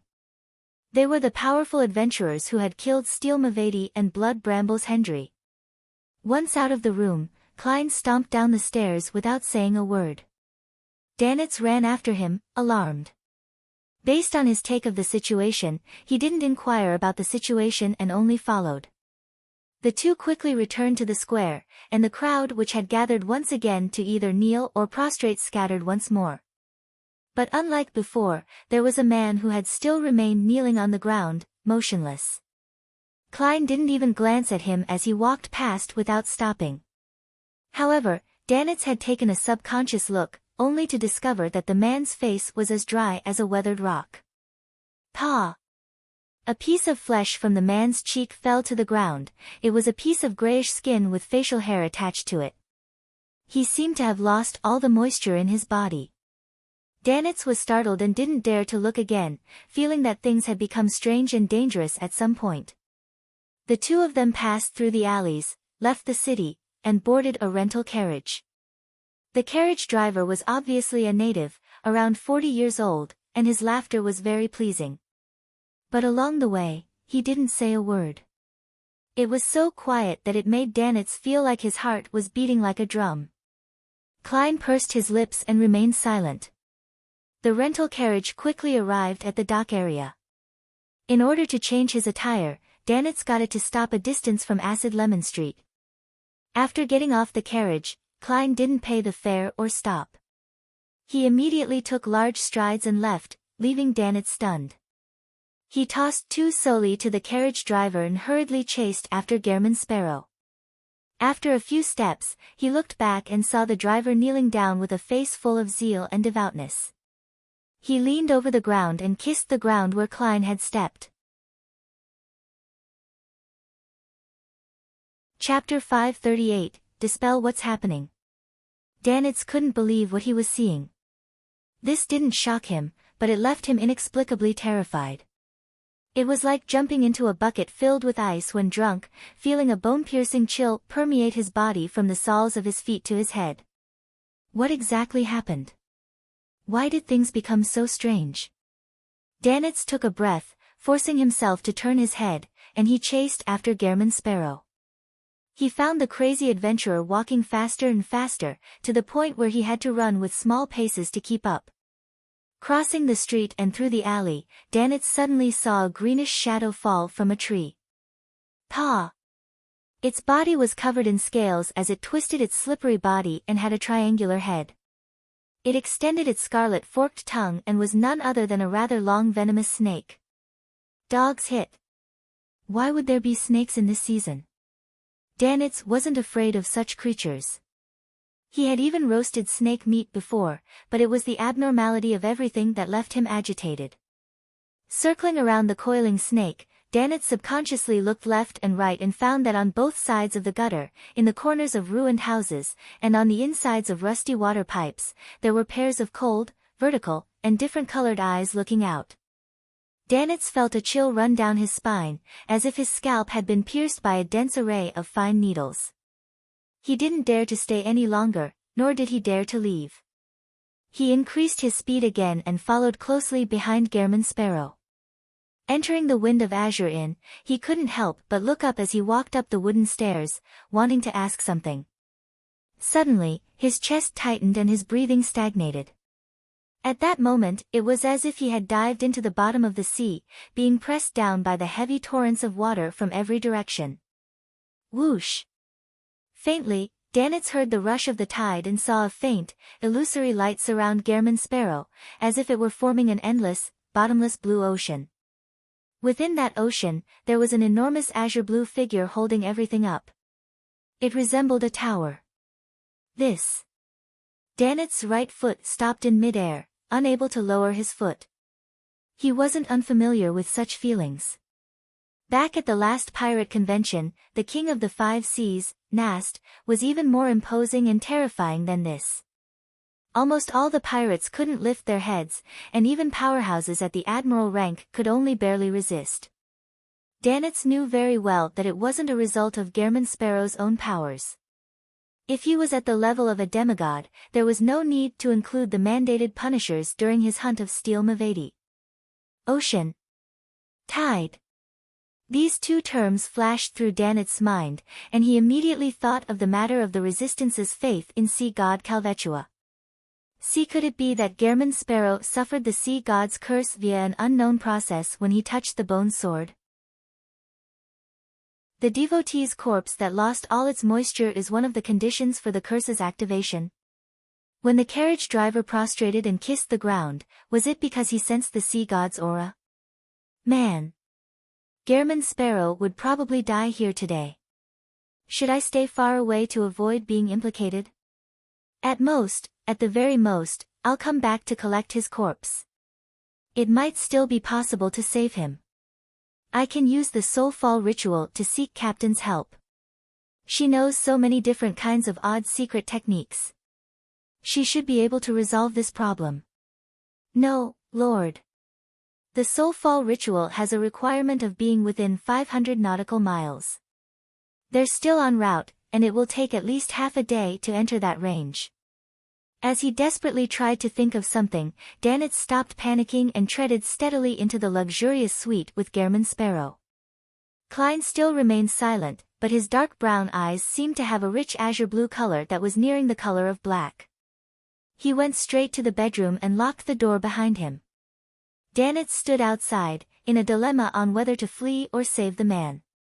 Inside the bedroom, Klein closed his eyes, waiting for the right opportunity. Suddenly, he took 4 steps in a counterclockwise manner, chanting a statement with each step. A wave of manic or high-pitched ravings rapidly rang in his ears as his spirit body shot up into the gray fog. Without a sound, he heard an indescribable, shrill, and painful howl. Klein appeared within the ancient palace, at the very end of the long, mottled table. In the motionless gray fog below, an illusory, gigantic azure blue sea serpent appeared. It was located in an ancient dark ruin, coiled around a half-collapsed pillar.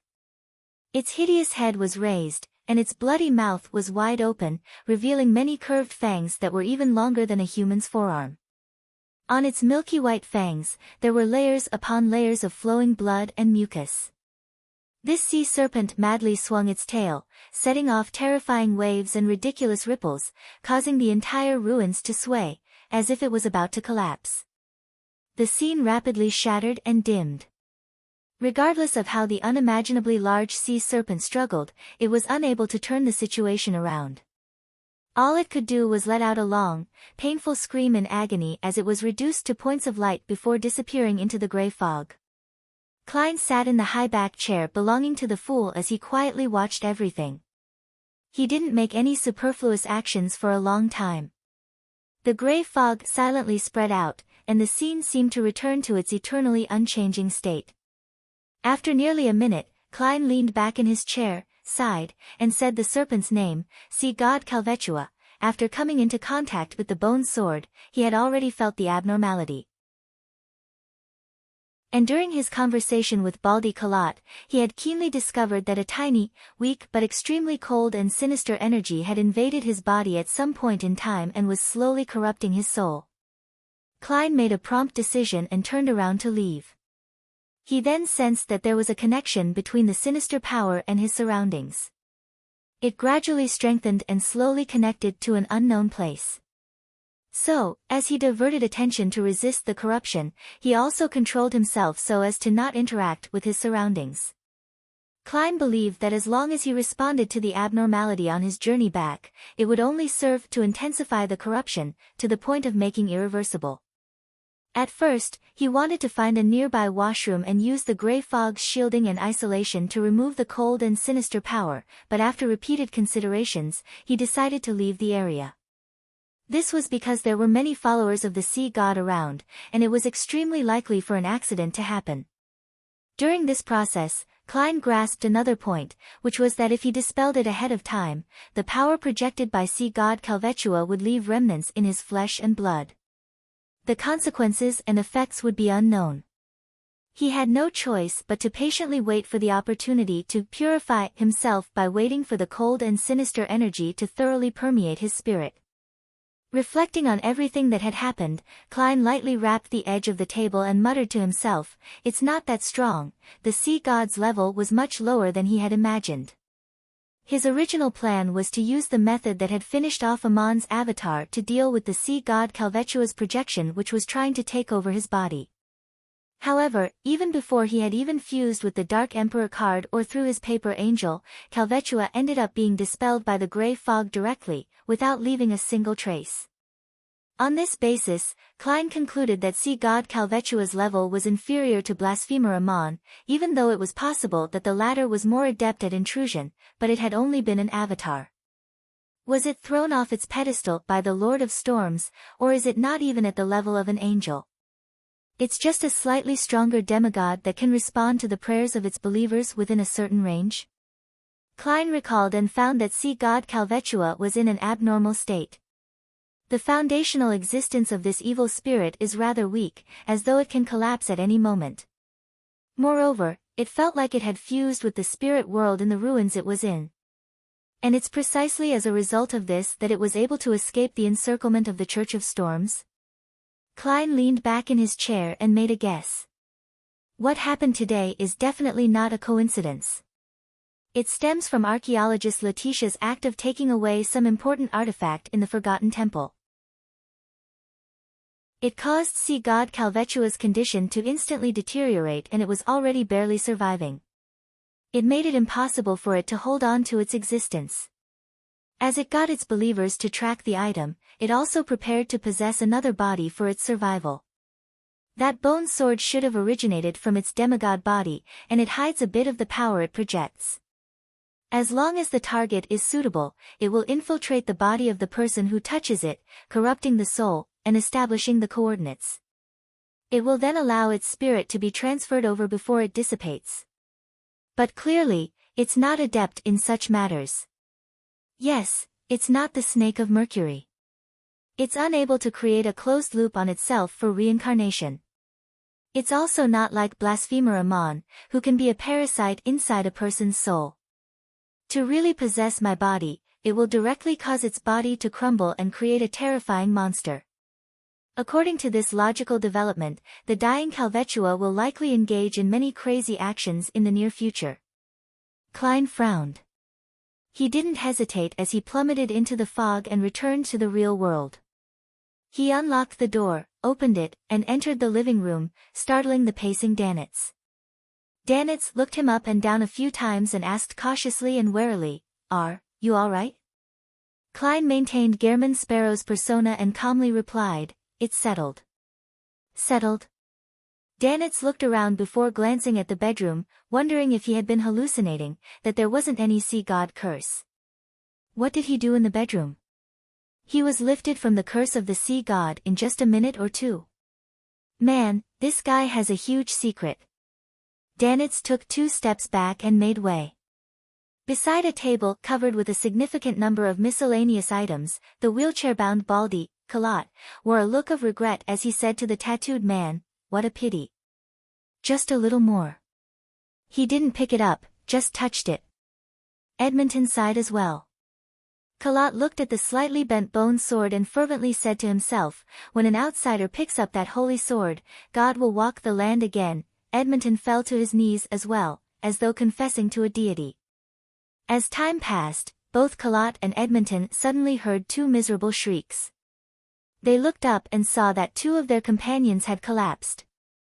Their skin was like a weathered rock, having lost all the moisture in their bodies. Kalat and Edmonton glanced at each other and felt a peculiar atmosphere. Both of them stood up at the same time and looked at the table. That milky white holy sword cracked loudly, splintering into countless small pieces.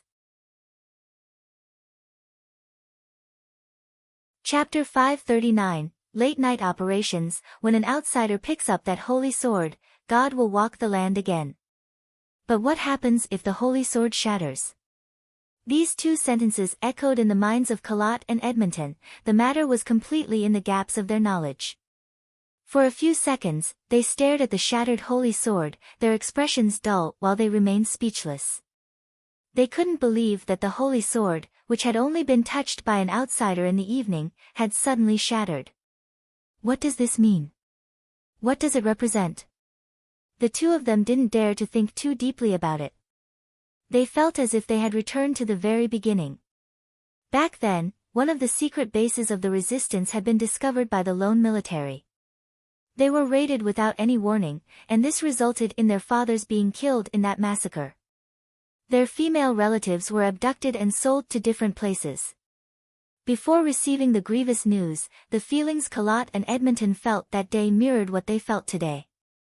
They felt heavy, confused, expectant, and unease, all of them mixing to form an intense pressure. Return to the forest, find the high priest, and figure out the reason. Perhaps, this is the latest revelation from God, Kalat turned his wheelchair and said in a deep voice. Edmonton immediately stood up, saying to his remaining subordinates, continue searching for those blasphemers, but do not stay here. Also, instruct the believers outside not to hold any rituals or even pray. The unexpected change in events made him extra vigilant. Byam, in the corner of the street where the Cathedral of Waves was located. Holding a stack of white folded paper, Danitz turned his head to the side, feeling a mix of nervousness, worry, and puzzlement. You mean that I'm to post them in different parts of the street and finally post it on the main door of the Cathedral of Waves?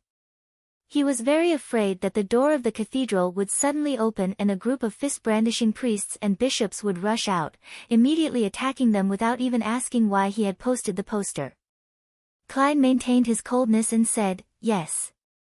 His original plan was to hand the matter of sea god Calvetua over to Mr. Hanged Man, so that he could warn the Church of Storms. However, considering that he still held the secret of Bansi Harbor, and he might even have reported the matter, it would be easy for him to arouse suspicion with another piece of important information in such a short period of time. As for the solution, it was very simple.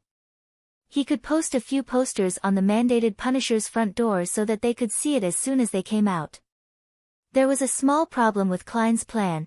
He couldn't tell which of the shops around the Cathedral of Waves was the cover identity of the mandated Punishers.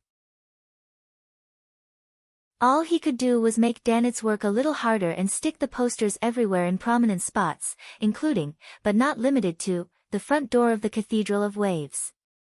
I should have run away earlier. Why would I think that this fellow had saved my life? Perhaps I would have been converted into gold pounds if he were any other powerful adventurer.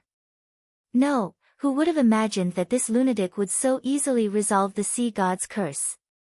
Fleeing might put me in an even worse state. While lamenting inwardly, Danitz unrolled the pile of white paper and casually glanced at the content. After Letitia Dolera and company entered and left the sea god's ruin in Saimim Island, they were pursued by the resistance. Meanwhile, Kalat and the resistance were trying to sell a strange bone sword that looked a little bent. Sea god Calvetua's body is on the brink of collapse with an extremely deranged mental state. Danitz froze for 2 seconds, then he subconsciously glanced at Gehrman Sparrow. I can understand the first few statements, but why is there a mention of sea god Calvetua being on the brink of collapse and in an extremely deranged mental state? How does Gehrman Sparrow know? Did he discover a problem when he was dealing with the sea god's curse? And how did he deal with the sea god's curse? The organization behind him is more powerful than I thought. Could it be that it's similar to the Aurora Order, in which they serve a real deity? The more he thought about it, the more Danitz trembled in fear. The first time he heard of the Aurora Order had originated from a robbery at sea. Back then, it was the first time he saw his captain's serious expression. After that, he was taught some so-called general knowledge of the mysterious world. Klein responded to Danitz with an emotionless gaze. In the poster, he had eliminated any subjective assumptions, and he had only described the matters that could be confirmed with certainty, so as to not interfere with the judgment of the higher-ups in the Church of Storms. Among them, the content regarding an important item that Letitia and company had taken away was excluded. The lost temple was changed to a broader and more inclusive sea god ruin. The base was obviously abandoned by Kalat and the others after realizing that something had happened to the sea god, so it was also left unmentioned. Danitz suddenly retracted his gaze, afraid to look any further. Captain said that the more secrets someone has, the more dangerous they are. He thought for a while and worriedly said, if we stick it on the front door of the cathedral, it will definitely garner immense attention from the Church of Storms. Will they discover that I was the one who did it? Klein gave a terse answer. Yes. Danitz forced a smile and said, then wouldn't I be in grave danger? Klein used his clown ability to control his expression and calmly replied, you are already a pirate who has a bounty for your head. Do you think you can swagger down the main streets of Byam now? Klein lampooned inwardly. That's true. No matter what, they will still capture me and claim my bounty. No, there's something wrong with that. Danitz blurted out, but my bounty will increase. Klein looked at him, but he didn't say anything. All he did was grin a little. For a moment, Danitz thought he heard a rhetorical question. Isn't this a good thing? A good thing for a donkey to kick. With a dry chuckle, Danitz took the pile of posters and, taking advantage of the heavy winds and late night, posted them in prominent spot on the street near the Cathedral of Waves. It really looks like posting a small advertisement. Klein, who had one hand in his pocket, observed from afar and commented inwardly. He sighed and thought, it's good to have an assistant. At least, I don't have to do something that tarnishes my reputation. If I were in Tingen or Backlund, if something like that had happened, the scene was too beautiful to imagine. Danitz finally reached outside the Cathedral of Waves, plastered the poster on the front door, clenched his fist, and pounded on the door. After finishing all of this, he turned around and ran, as if there were 10 mandated punishers running after him from behind. Klein didn't dare to be negligent. He pulled out a paper figurine, shook it off, and burned it to ashes before briskly walking to another street. After his recent encounters with the mandated punishers, he had a deep understanding of their style, and he didn't dare to be the slightest bit careless. It was only when they were far away from the Cathedral of Waves that they slowed down and regained their normal walking speed. Danitz had a good constitution, his face wasn't flushed nor was he panting. He was slightly puzzled and asked, "Why didn't you just write to the police or throw it in the Governor-General's office?" Before Klein could reply, he had already realized why. That's right. The lower-ranking police and the staff of the Governor-General's office are locals. They might very well pity the resistance or might be clandestine believers of Sea God. As they were talking, they turned a corner and saw an extremely large red building in front of them. The inside was brightly lit and music could be heard from within. People and carriages streamed in and out the door. It didn't exude any vibes that it was late at night. We actually ended up walking here. After a second of hesitation, a smile appeared on Danitz's face, a smile that all men understood. Red Theater. Klein, who was rich in theoretical knowledge, suddenly came to a realization. Danitz laughed mischievously. This is one of the most famous places in the entire Sonia Sea. There are mysterious and flirtatious Balam girls, passionate Feinapotter girls, open and alluring Intis maidens, tall and graceful Faisak ladies, conservative and quiet lone women, gentle and docile natives. This fellow knows a lot. He comes often. Klein swept a glance at Blazing and said nothing. For some reason, Danitz felt as though he had been seen through, and he immediately laughed awkwardly. This is what pirates talk about when bragging. I've only been here a few times. I didn't have much money in the past. I could only find some average ones, and it's mainly in the area of the Fog Sea. Afterward, I joined the Golden Dream, no wonder. Although Vice Admiral Iceberg's men receive quite good employment perks and often get to share in the treasure, it's still quite difficult to save up a few houses in Byam. Compared to the typical pirate, this guy at least knows temperance and saves his money. Klein thought in enlightenment. Danitz didn't wish to continue on the topic as he changed the topic. There are a lot of street girls in Byam, especially there. He pointed into the distance and said, there was once a pirate who did an experiment. He randomly knocked on a family's door, produced some money, and requested to do it with the mistress once. In the end, 3 to 4 families out of the 10 agreed. TSK, if it's someone like you, who has the standard lone look, almost no one will refuse you. They might secretly hide their daughters to prevent you from discovering her. Lone's navy would commit many murders and rapes here every year.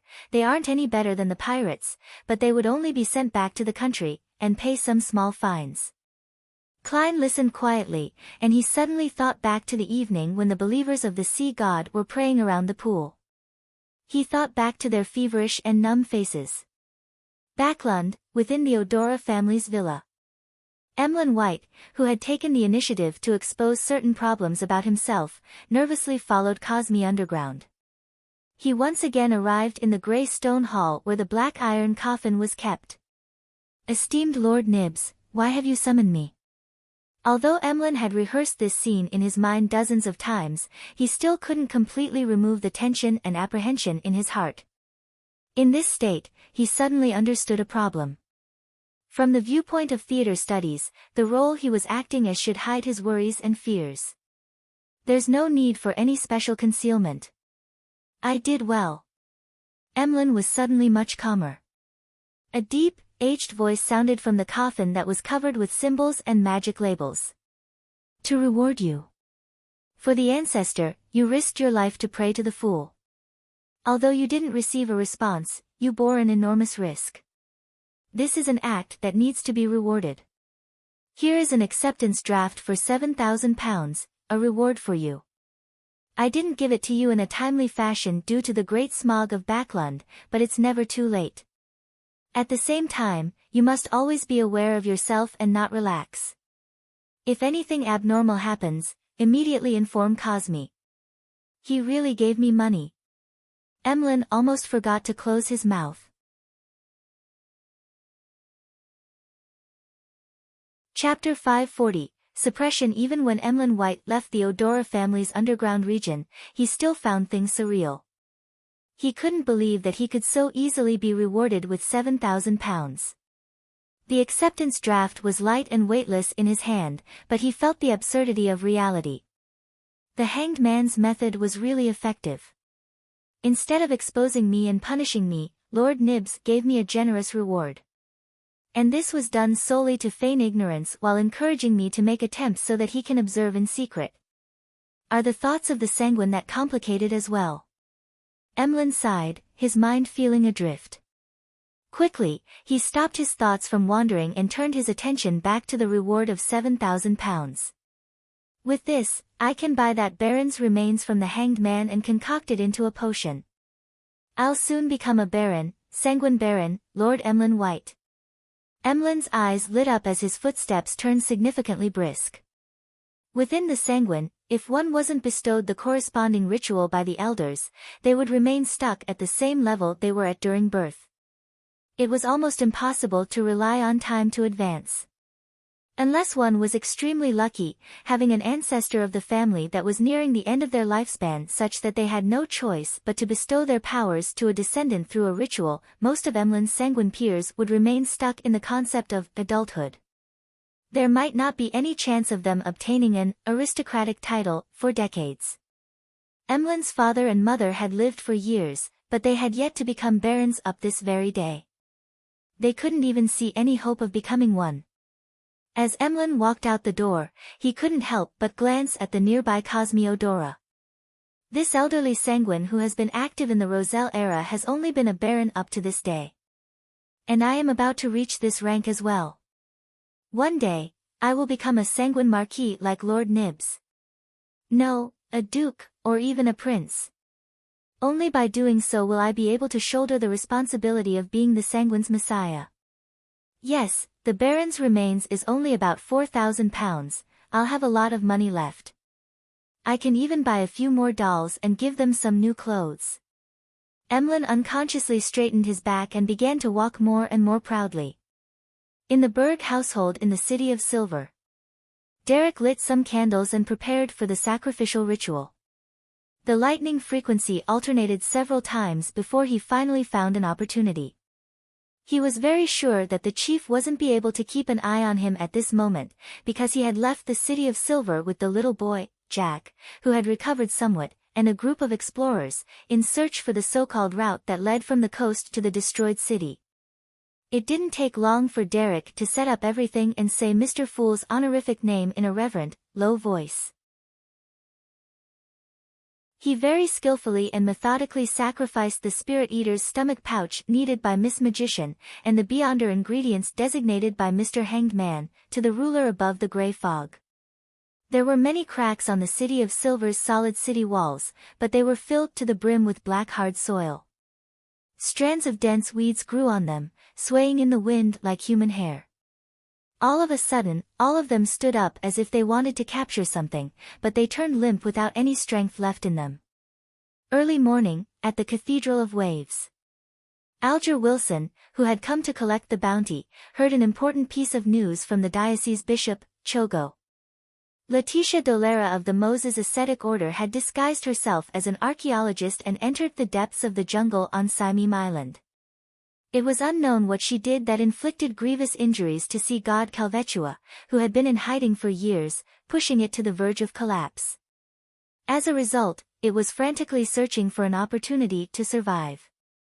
Rumor has it that this evil spirit, which calls itself Sea God, had been discovered by two powerful cardinals of the military a long time ago. After it was defeated by them through the use of a sealed artifact, it could only barely escape and hide. This situation has persisted for more than 100 years. Without any intrinsic changes, why would it suddenly collapse and be unable to maintain its existence? Alger frowned slightly, wondering what the difference was. A situation deliberately created by the Moses Ascetic Order? But why didn't they do so in the past 100 years? To complement one of their other plans? Between speculation and doubt, Alger suddenly became aware of an important factor. The biggest and most fundamental difference between the last 100 years and now was that the world had come to buy him. Mr. Fool's adorer had come to the Rorstad archipelago. Does his appearance anywhere indicate that something big is about to happen or is brewing? Previously, it was the Great Smog of Backlund, and there was the abnormality in Bansi Harbor. Now, there's the dying struggle of sea god Calvetua and the unknown plot of the Moses Ascetic Order. No, to be precise, wherever a major problem is brewing or about to happen, Mr. Fool's adorers will be there. They accept Mr. Fool's arrangements and pursue the activities of those secret organizations, the evil gods, and angels. As soon as his train of thought changed, Alger was suddenly enlightened, feeling as though he had grasped the truth. It's not that things happen wherever the world is, but that the world and the other adorers will appear when something is about to happen. What good does this bring to Mr. Fool? Is it a plot solely to destroy the enemy's schemes, or does it help him lift his seal and release more power? Alger held back his doubts and decided to seize the opportunity to submit some intel from before. He clenched his right hand into a fist and pressed it against his left breast. He said with a look of hesitation, "Your Excellency, while pursuing the remnant forces of steel, I heard a piece of intel." "What is it?" Chogo had originally planned to send this bishop-ranked captain out into the sea to search for traces of the resistance, but he was forcibly interrupted by him. For a moment, he felt irritated. Alger recalled and said, "Someone mentioned Bansi Harbor in a conversation. They mentioned that an abnormality had happened there, but the descendants of the Medici family were well hidden and didn't end up being discovered." Bansi Harbor, abnormality. Chogo took a step forward and pressed, "What else did they say?" "Other than mentioning that there was a fallen bishop of the church, nothing else." "Your Excellency, is the Medici family a dark family of the fourth epoch?" Alger asked deliberately. Chogo's expression sank. "That's not something you should know. I'll report it to His Eminence Cotman at once." Cotman was a Church of Storms cardinal, the Archbishop of Rorstad Sea, a high-ranking deacon of the mandated punishers, and the true ruler of the beyonder world in the archipelago, John Cotman. Chogo thought for a moment before asking, who was the person who mentioned this? "What does he look like?" Alger was long prepared. "I don't know them, and they never showed up again. I remember that the person mentioning Bansi Harbor and the Medici family was an ordinary-looking, young man with a thin face, a broad forehead, black eyes, and black hair. He wore a monocle. He seemed to notice that I was eavesdropping, but he didn't show any anger. Instead, he smiled at me." Alger had been describing blasphemer Amon.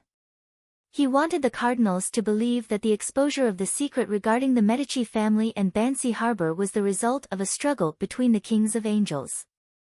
This is really a suitable person to use as a reason. He wouldn't appear to defend himself, and even if he did, no one would believe it. And clearly, any divination regarding him would have zero results. If beyonder means are used to confirm my information source, there will be strong signs of interference from Mr. Fool, and they won't be able to get an accurate answer. From the looks of it, this is equivalent to what Amon did. Alger thought with considerable relief. Chogo nodded lightly. Find these people and trace the whereabouts of the resistance. Yes, Your Excellency. Alger answered with a look of piety and struck his right fist on his left breast. Dark clouds covered the sky as the rain fell down in torrents, creating white fog in the process. In the port of Byam, the blue water rose slowly but firmly, and the freighters and liners rocked like leaves fluttering in midair. The rain continued to fall, and the sea level gradually approached the dike. The city was flooded with water in many places, and the environment was greatly suppressed. One by one, the fanatical and numb locals, in their taraba shirts and tattered jackets, came to the edge of the cliff or the dike before jumping into the sea. Their flesh and skin rapidly lost moisture as they fell, and they were already desiccated corpses by the time they fell into the sea. A group of people were rioting as they hugged a Navy sailor who was walking out of a base.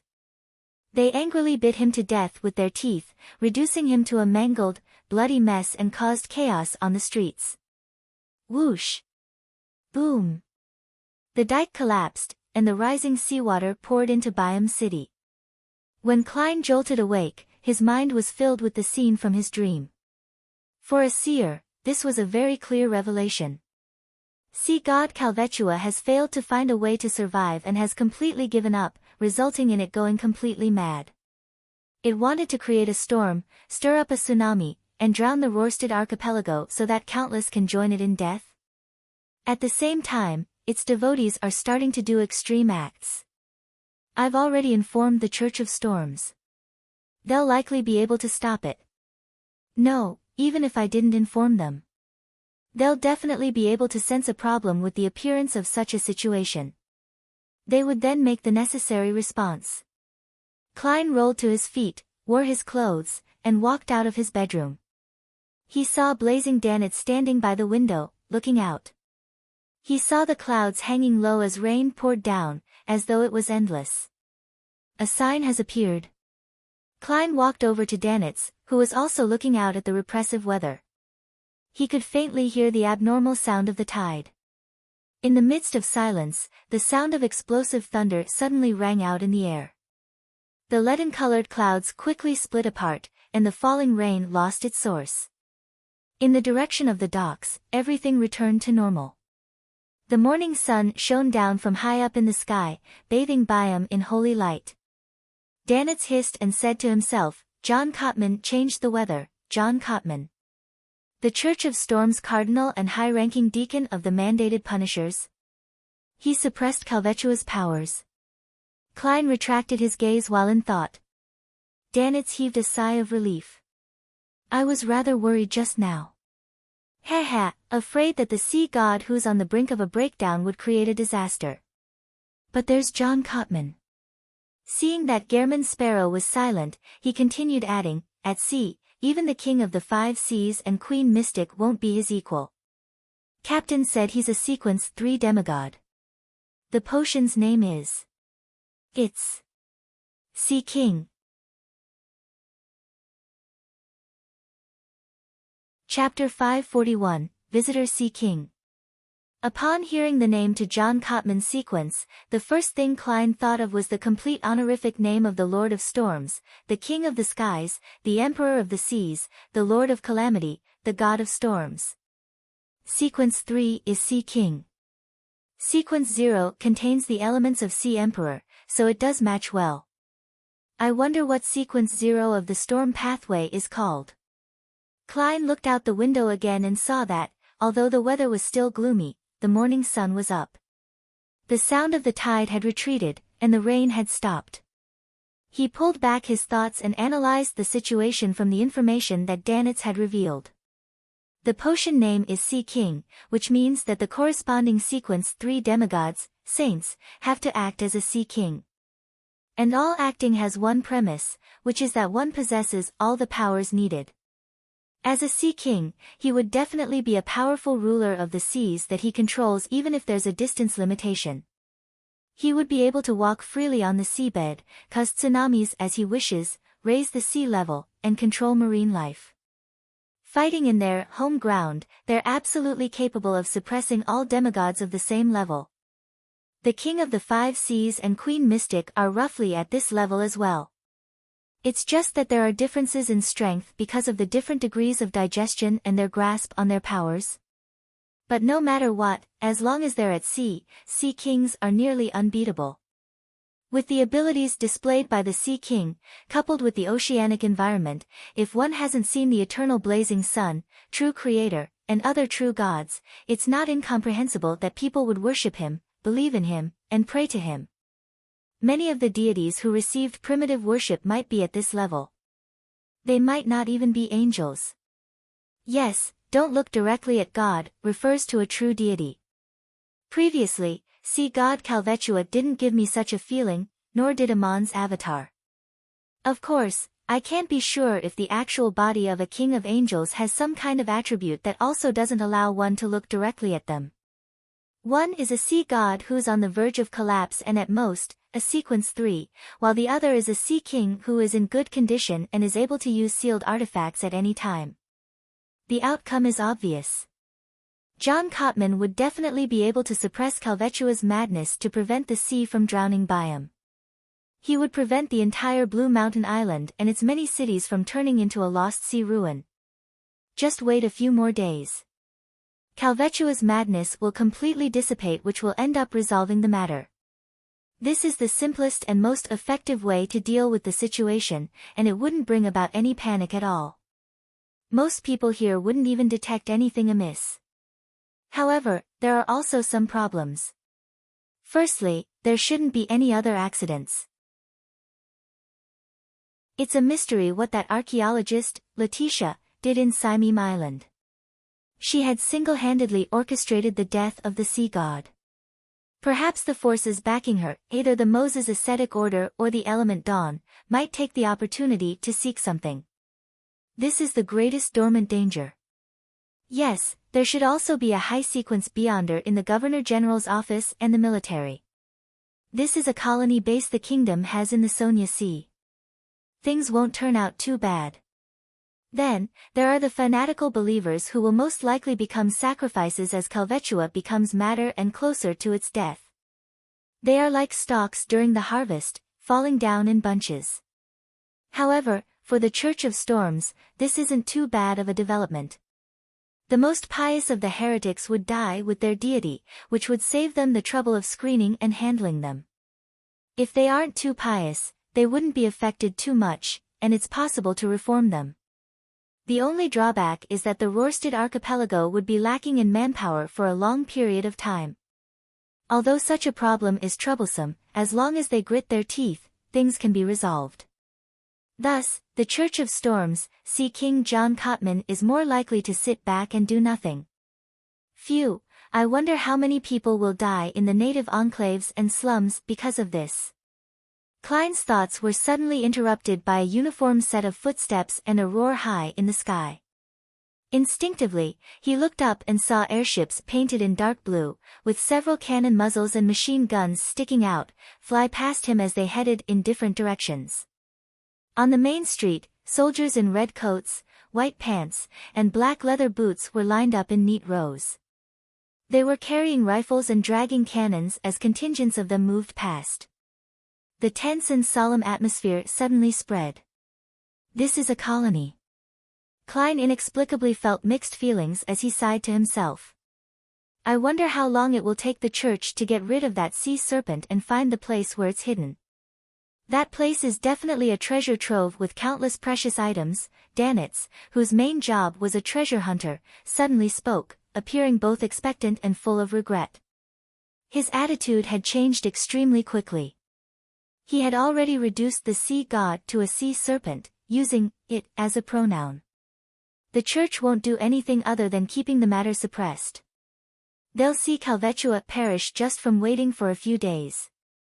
Of course, members of the Church of Storms might not have that kind of patience, especially when I've heard that John Cotman's main job is being a high-ranking deacon of the mandated punishers. It's just that with the archipelago isolated overseas, he also works part-time as a cardinal to unify his authority. Perhaps his style of doing things is more like that of a mandated punisher. The place where Calvetua is hiding. That ruin is almost integrated into the spirit world. Finding it wouldn't be so easy, otherwise, it wouldn't have led such an abject existence until today. At this thought, Klein suddenly had an idea. Finding the ruin where Calvetua is hiding would be very difficult to find from the real world. Since it has already perished, it's not something that can be found in a year or so, unless more accurate information is obtained. But if the search was done from the spirit world?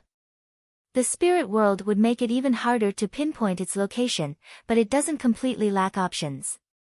Snake of Mercury Wiloseptin had once done so with the help of his folded crane. I still have no idea how to do that exactly, but that's not important. I can ask Mr. Azik. Death's domain controls part of the authority of the spirit world.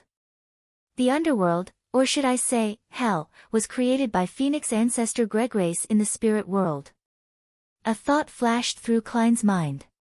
He took out the ancient and exquisite copper whistle, put it to his mouth, and blew into it. He believed that even if he returned to the bedroom or entered the washroom, the messenger's massive body would be discovered by Danitz, who similarly had a non-trivial spiritual perception, so he didn't avoid him. Danitz was imagining the treasures of sea god Calvetua when he suddenly felt a chill at his neck. He felt something inwardly, and he quickly activated his spirit vision before looking to the side.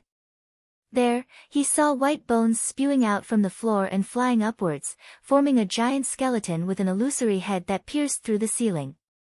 The skeleton slightly lowered its head, its two pitch-black flames at its eyes were visible even through the ceiling. The oppressive feeling brought by its massive body made Danitz jump to the side. His body was half bent, and he conjured a scarlet flame in the palm of his right hand. What kind of monster is this? Danitz looked at Gehrman Sparrow in surprise, only to see him holding a copper whistle and lifting his head as he looked at the skeletal monster. Klein looked up at the huge messenger as the huge messenger looked down at him. Both parties seemed frozen in place. TSK, I was too anxious. I summoned the messenger before I even wrote the letter. Should I make it stay here or let it return first and let it come back later? I'm Gehrman Sparrow now, yes, Gehrman Sparrow. Klein didn't say anything. He indifferently withdrew his gaze, took his time to find a pen and paper, and he began to write the letter. He gave a general description of the matter regarding sea god Calvetua, but he concealed the fact that he had nearly been possessed and how he had to borrow the grey fog to dissipate the curse. He mixed in information about Calvetua's ruins, where it hid, when describing the dream he just had. Perhaps, a solution can be produced using the spirit world, but I lack the corresponding knowledge and hope to receive your guidance. Klein folded the paper and turned to see that the messenger's hand had clenched at some point in time. He pretended not to notice anything and threw the letter up. The messenger paused for a second, then it opened its hand and caught the letter. Its body suddenly disintegrated, and its bones crumbled down, drilling into the floor. What? What was that? Danitz finally uttered a sound. Klein glanced at him and replied calmly, Messenger. Messenger? Danitz was stunned for a moment before understanding what he meant. Such a huge and terrifying monster is actually a messenger used for delivering letters? Indeed, there's a powerful secret organization behind Gehrman Sparrow. If I had such a messenger, everyone on the ship would envy me. It would be really, really cool. Danitz thought of how he would brag and flaunt his messenger when he returned to the ship. Putting away Azik's copper whistle, Klein got a chair and sat down, prepared to eat breakfast in a while. After a while, he heard knocking at the door. Danitz warily went over, and with the help of the peephole, he noticed that the person at the door was a middle-aged man with a boat-shaped hat. Elend? How did you find this place? Danitz asked as he opened the door. The visitor was the captain of the White Agate, just Elend. With wrinkles at the corner of his eyes, Elend looked into the room and chuckled. When you were checking into this hotel, you used Gehrman Sparrow's name for the registration. It's easy with a look. That's because this identity is quite proper and innocent. Besides, in the eyes of the Church of Storms, I belong to the military. Klein slowly stood up and said to Eland, "What happened?" Eland pointed outside and said, "Byam met with an accident, but it's not a big problem. The military has joined forces with the church, and they're currently conducting a search and arrest operation throughout the city. They're searching for a few powerful beyonders who are archaeologists in name. In order to find the target as soon as possible, the military has used all their resources, but it's still not enough for such a large city. Haha, they believe that although you're of unknown origin, you're very friendly to us. They hope you can help with the search and prevent any accidents from happening. The corresponding remuneration will be available after the matter. This is all thanks to you for exaggerating my degree of friendliness.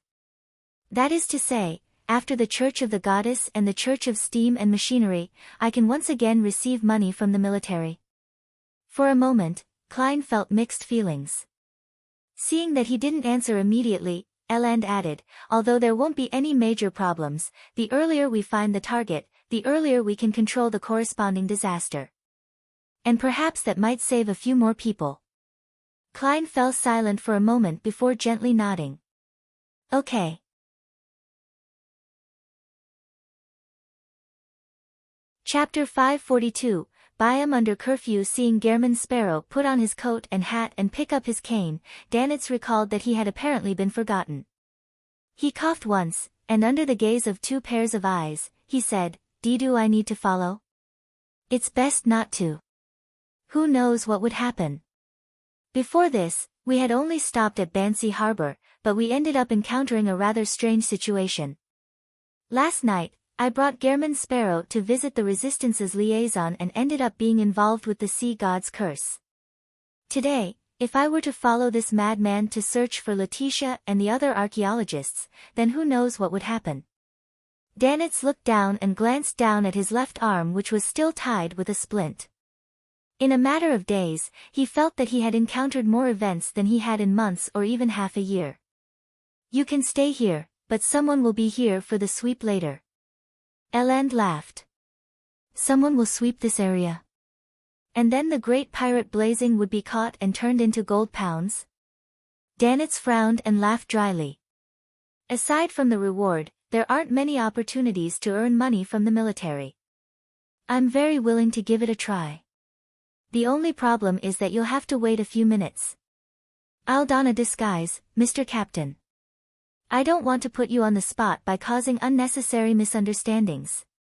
If I don't disguise myself, for a great pirate like myself to engage in operations with the military and the church, it will only result in me being captured immediately."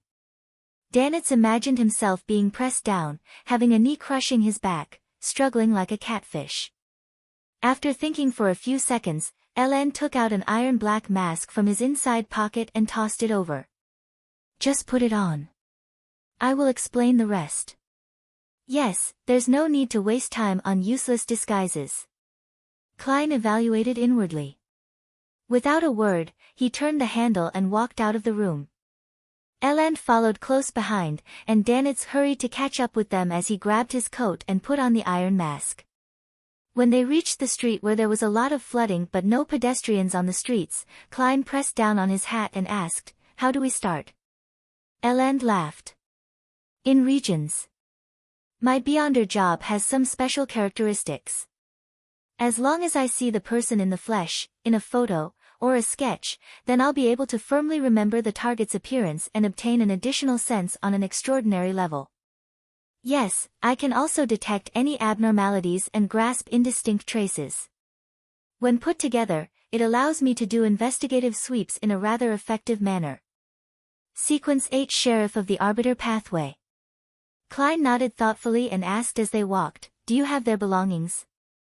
The poster Danitz had posted last night had a portrait of Letitia attached to it. Klein had used ritualistic magic to pray to himself and produce it. "No." Eland shook his head. "We have yet to learn of their previous whereabouts. The only things that we can confirm is that they didn't return from Saimim Island until around 3 p.m. yesterday. And after 2 p.m., no passenger ships left the docks. And that due to the weather this morning, only entry is permitted. In other words, Letitia and company haven't left by boat yet. Klein understood what Eland meant. Danitz suddenly let out a sneer. That doesn't mean anything. Maybe they left Byam yesterday afternoon and went to the other cities on the island. Blue Mountain Island was the largest island in the Rørsted archipelago.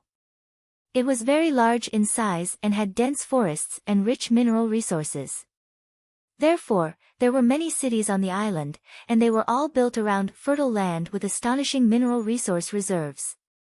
For this wealth, the Lone Kingdom first bribed the indigenous princes, then forced them to use force, and finally set up the Governor-General's office. In a more efficient manner, it opened wide roads leading to cities and completed several important railways. This was in the form of establishing a corresponding railway company to sell shares and raise funds on the Backland Stock Exchange. Of course, these large projects were accompanied by the deaths of many local people, sinister construction workplaces, excessive work, almost slave-like treatment, and a fairly modest salary, which allowed bodies to be buried one after another under the roadbed and railroad ties. To this day, a large number of locals still loathed the railway, believing that it had swallowed a large amount of human life and brought about countless suffering. It was the symbol of an evil god and devil. Eland turned his head to glance at Danitz and said, "If they leave by land, then there's nothing to worry about." "Why?" Danitz asked, puzzled. "It's very simple. The roads that lead through the forest are controlled by the resistance, and the majority of the resistance are believers of the sea god. Hence, how would Letitia and the others, who were responsible for Calvetua's breakdown, dare to pass through these regions at night? If they dared to, then it can only mean one thing: they didn't realize the severity of the consequences of what they had done in the sea god ruins on Simeem Island. This also negates the conjecture that either the Moses ascetic order or Element Dawn has other motives." Klein controlled the urge to shake his head, and he followed Eland into another street. Without explaining anything, Eland took out a notice and handed it to Gehrman Sparrow. "The main target is this woman. I drew this woman." Klein glanced at it before tossing it to Danitz. At this moment, they heard the intense sound of fighting coming from the side room. "She has been found?" Danitz asked the question Klein wanted to ask. "Probably not." Eland shook his head. According to the orders, the first thing to do when discovering the target is to release red fireworks. Once it appears, everyone will close in on that location. If one encounters other wanted criminals who they cannot handle alone, they are to release orange fireworks. Surrounding teams would rush over to reinforce them. If they're ordinary pirates or criminals, we are to handle them ourselves. Let's wait. Perhaps, it's because the fireworks couldn't be released in time. While he was talking, the glass on the third story of the house facing the street shattered with a crack. A bear-like brawny man jumped down. His speed was extremely fast as he ran into the distance like a cheetah. At this moment, an enormous shadow enveloped him, and Gatling sounds came from the sky above. The brawny man's body was almost torn apart by the machine gun fire as he fell to the ground without putting up any resistance. Blood flowed out and dyed the ground red. If the residents weren't forbidden to leave their homes, then they would have screamed. At some point in time, the airship had floated over, but it didn't stop and had turned toward another direction. Goltat. Danitz recognized the victim. Seeing Gehrman Sparrow turn his head over, he forced a smile and said, "This is the leader of a pirate crew. He's from Faysac, with a bounty of 950 pounds. Faysac. So they really are savages." He actually ran on a curfewed street, completely unaware to be on guard of attacks from above. That's right. Some pirates spent the entire night in a drunken stupor. They have no idea that even airships have been dispatched. If he had planned his escape route, then he might have been able to dodge the machine gun fire. Klein looked away and watched the monster in dark blue paint fly over the roof. When Danitz saw the pirate's outcome, he was grateful that he had followed Gehrman out. Seeing that the alert over here had been lifted, Eland didn't linger any longer and led Klein and Danitz to the area that he was in charge of. After walking quickly for 5 or 6 minutes, they saw a barricade at the intersection in front of them. Guns were mounted and cannons were set up. Lone soldiers in red uniforms stood guard over the area in silence. On the other side of the barricade, 20 to 30 corpses lay scattered on the ground, forming a vanguard formation. Their clothes were tattered and their faces gaunt, clearly indicating that they were natives. A little further away, several young native children were hiding in the corner. They were quietly looking at them in fear. Their eyes were dark and their faces were dirty. Klein and company fell silent for a few seconds before circling around the area. Backlund, Sherwood Borough. Furs lifted the ceramic cup from the table and felt the heat. She roused herself and quietly waited for any changes. The temperature of the hot water dropped rapidly, and a thin layer of ice appeared on the surface of the liquid. White frost appeared on the rim of the cup. "I'm a trickmaster now," Furs closed her eyes in delight. She didn't waste any time after receiving the Spirit Eater's stomach pouch, immediately concocting the potion and completing the advancement. She obtained quite a number of spells with lower potency. Among them, Furz's favorites were Fog, Wind, Flash, Freezing, Electric Shock, and Tumble, which made people slip. Only at this point did she feel that she was a complete beyonder. She was no longer someone who could only pass through walls or rely solely on ritualistic magic. At almost noon, Eland, with the help of Klein and Danitz, had completed most of the investigation. "Let's eat some bread and drink some water before continuing." He took off his boat-shaped hat and spoke with parched lips. Klein was about to nod when he saw an orange firework fly into the air not far away. Without hesitation, Eland put on his hat and ran in that direction. "I'll go and support them. Orange means other wanted criminals that cannot be dealt with." Who could it be? Danitz said to himself with interest. He switched to a gait of raising his legs high as he proceeded forward, hoping that the battle would be over before he arrived. Then, he saw Gehrman Sparrow follow behind just Eland, leaving him alone by himself. Glancing at the dark blue monster, flying in his direction, Danitz let out a hollow laugh and quickened his pace. 2 minutes later, they arrived at their destination and saw a house with a lawn facing the street. 3 or 4 military personnel were lying on the ground. Their faces were pale, and their bodies were trembling as if they had been thrown into a frozen lake. The more Klein walked in that direction, the colder it felt. It was as if he had arrived in the polar regions. Soon, he discovered that the ditches outside the house were filled with thick snow.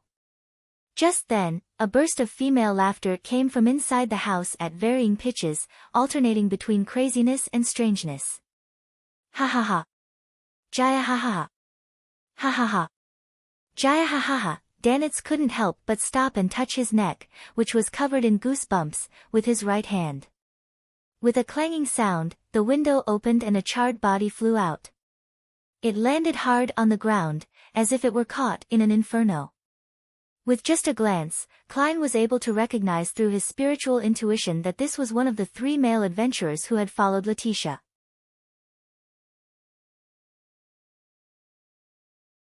Chapter 543, The Reality That Exceeds Expectations. The target appears to have been found.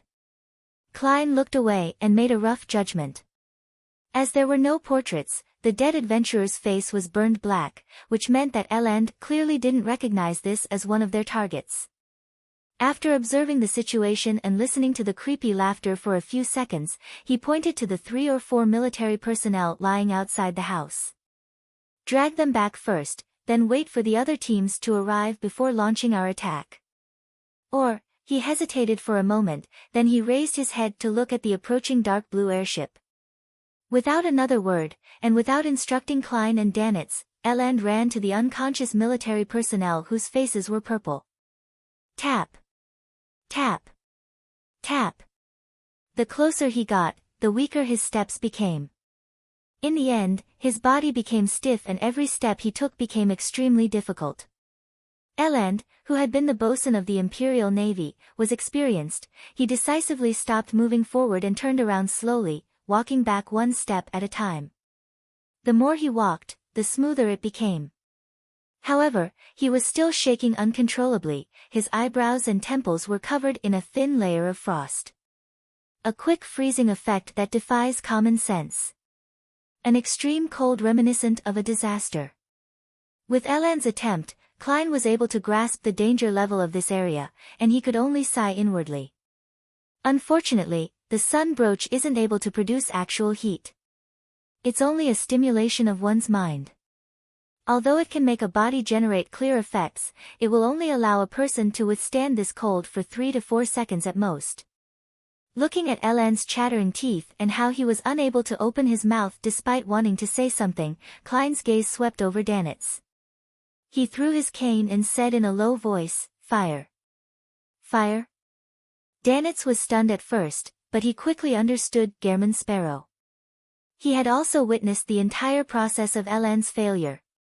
A scarlet fireball that couldn't be considered bright formed on Danitz's right palm, and he threw it towards the flanks of the military personnel. The fireball traveled for nearly 20 meters and then landed on the ground without creating an explosive sound. Instead, it quietly rose into the air. The scarlet pillar of fire emitted sizzling sounds as it continuously shrank and quickly dimmed. Suddenly, it expanded, as if it was in a desperate struggle before it perished. Klein, wearing a black tweed coat, jumped out and landed right next to the military personnel. He bent down and reached out with both hands and grabbed the man's clothes. Then, he pushed his feet against the ground, exerted strength at his waist, and threw the man out. The military personnel immediately flew into the air, smoothly flying out before landing 10 meters away from the area, escaping the region with the coldest chill. After doing this, Klein snapped his fingers and lit a match in his pocket before the chill seeped into his body. The scarlet streams of flames gushed out like water, instantly enveloping him. By the time everything faded, Klein had disappeared from his location. Flames leaped out, flickering and extinguishing from time to time. With the help of Danitz's fireballs and his own matches, Klein constantly phased around in the extremely cold area, easily throwing out several military personnel. After 2 to 3 attempts, he carried the last member of the military back to his original position. Eland had clearly recovered as he gave a thumbs up. "I'm very glad and honored to have made the decision to ask for your help today. Captain, I like your tactful praises. Also, remember to raise the remuneration." Klein nodded politely, half-turned, and looked at the open windows of the house. He heard the laughter grow stranger. Danitz pursed his lips to the side and silently cursed Eland. "Did you not see the contribution I made? Although my fireball has become something akin to a prop for a magic show, it still made actual contributions. This guy's nickname is just Eland, but he's not just at all." As he muttered, a shadow loomed over the area, and the airship had arrived in the air opposite them. "Evacuate the people in the surrounding houses," an officer shouted from the airship. After Eland and 2 other teams cleared several nearby buildings, the airship lowered its altitude and adjusted its cannon muzzles. Boom! Boom! Boom! The cannons fired continuously, bombarding the house which was still filled with creepy laughter. Hearing the explosions and seeing the flashes of flames, Klein sighed as he held his cane. This is the firepower bombardment he advocated. He had once proposed it in Tingen City but was unable to put it into practice. And today, however, the overseas colonists were producing the real scene before him. Eland and the others stood guard in different positions under the deafening sound of the cannons, so as to prevent the people or perhaps monsters inside from breaking out. Soon the house collapsed, and smoke rose from the piles of masonry. All the snow and ice was gone. Suddenly, a thick bolt of lightning flashed, openly striking the airship. Klein frowned. He saw that the airship was completely still and heard a steam boiler produce a jarring sound. The dark blue monster in the sky lost some control. Significant amounts of smoke began to billow out as it began descending to the side. Seems like they're being shielded by ammunition and being protected by an outer layer of air. I thought it would cause an explosion, blasting the airship to pieces. Klein turned his full attention back to the collapsed house. When he initially felt the extreme coldness and saw the male adventurer's charred body, he thought he had met another demoness, one who grasped the witch potion formula. Having dealt with demonesses several times, he knew that beyonders of this pathway could control ice and black flames from Sequence 7. But that flash of lightning had made him reject this judgment. He believed that Letitia was indeed a member of the Moses Ascetic Order or Element Dawn, a real woman. The moment Klein arrived at this conclusion, the pile of bricks and wood were immediately lifted away. The bright red and charred figure crawled out, with its elbows used to prop it up from the ground. She was a female and Letitia's original appearance could barely be recognized. This made Eland and the others shocked to discover that they had already found their target. However, compared to before, Letitia's current state was both terrifying and miserable. Her body was covered in black spots. The artillery shells had torn open red holes that lined her body. White fascia that seemed to have a life of its own was squirming inside her body. The top of her head had split open, and her brain came oozing out, sticking to the surface like the palms of children overlapping each other. Her gray eyes were out of focus, one of them blazing with fire, the other flashing with lightning. Two heads that were screaming in pain were embedded at her abdomen below her chest. They were the other two male adventurers. Not only has she lost control, but she also appears to be corrupted. She was already severely injured from the previous bombardment, and her aura had dropped to an extreme level. Klein didn't take action and instead watched as the Beyonders from the military began to attack. Psychic piercing, whip of pain, purifying bullets, and small-caliber gunfire were launched. With this series of attacks, Rampager Letitia, who only had enough time to crack the ground and spread the crack outwards, completely broke down and became a dismembered corpse. Pa! Her torso fell to the ground, and the heads of the two male adventurers rolled out. Klein's eyes slightly narrowed. He discovered that there was a yellowish-brown book hidden within the flesh and blood of Letitia's abdomen. On the surface of the book, there was a line of words written in Elven, Book of Calamity. Why do these books and notebooks always find themselves in the stomachs of people? It's the same as the Antigonus family's notebook last time. Klein lampooned, then he suspected that the Book of Calamity was the item that the fake archaeologist, Letitia, had taken from the ruins of the sea god. At this moment, some military personnel grabbed the two male adventurers' heads who still seemed capable of speaking and hurriedly asked, "What did you do in the ruin of the sea god?" Sea god's ruins, one of the male adventurers answered with pain and confusion, "We haven't been there." He tried to move his eyes, to check the situation below his neck. The sea god ruin in Simeem Island, the military personnel reminded him. "No. We didn't." The male adventurer wanted to shake his head, but he couldn't do so. "We went to an ancient elven ruin. Letitia found a book there. She liked it very much. She quickly began to study it, then she went mad. She's crazy." As the male adventurer shouted out, whatever was left of his mind completely dissipated. "It's not a lost temple of the sea god but a ruin of the ancient elves. This is different from what I imagined." Klein was about to listen carefully when Eland came over and politely asked him and Danitz to distance themselves from the interrogation. Turning into another street, Klein slowed down and thought about the whole thing. Why would Letitia's act of taking the Book of Calamity out of the ancient elven ruins cause sea god Calvetua to be no longer capable of maintaining its existence, slowly bringing it to the point of breakdown? What's the connection between the two? Elves. Sea god. According to Little Sun, the ancient god, Elf King Saniathrim, wielded the present authorities of the Lord of Storms. That is to say, the elves no doubt possess Sequence 3 Sea King, or an even higher Sequence 2. Could it be that it was by chance that this sea serpent, Calvetua, discovered a ruin of the elves at the bottom of the sea, directly devoured the beyonder characteristics left behind by a certain high elf, and was lucky enough to survive the two possibilities of death and losing control? As such, it succeeded in acquiring the rank of a demigod and gradually gained the faith of the Rorstad Archipelago's natives. Klein slowly came to a realization, and he had to thank Mr. Hanged Man for this. Initially, Little Sun didn't reveal the corresponding authorities of the 8 ancient gods, but later, under the guidance of the Hanged Man, he explained some things, including the Elf King Saniathrim general situation.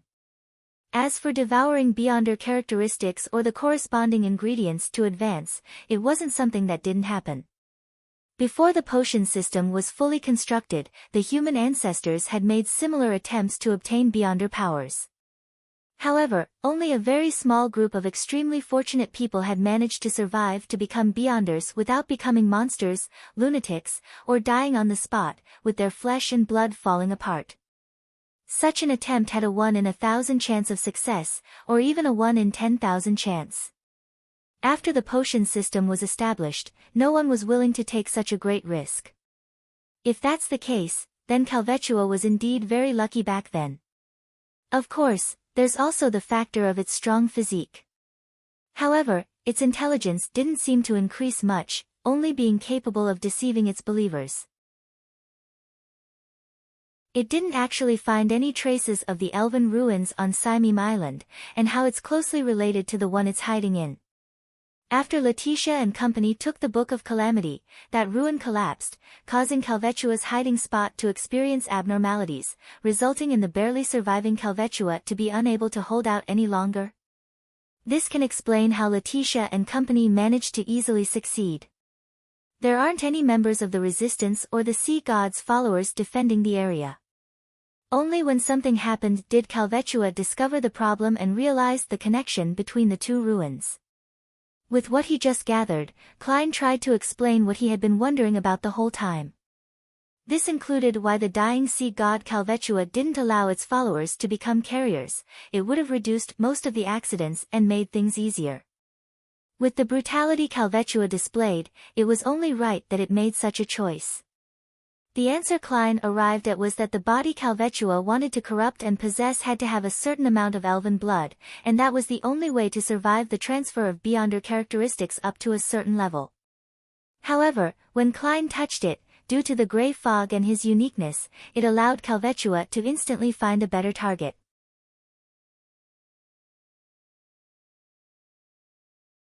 Chapter 544. Expert Klein had just sorted out his thoughts when Eland caught up with the two and said with a smile, "We've found the target, the investigation is over.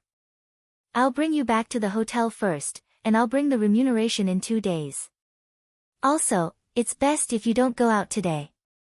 Klein maintained Gehrman Sparrow's character by only nodding slightly without giving any verbal response.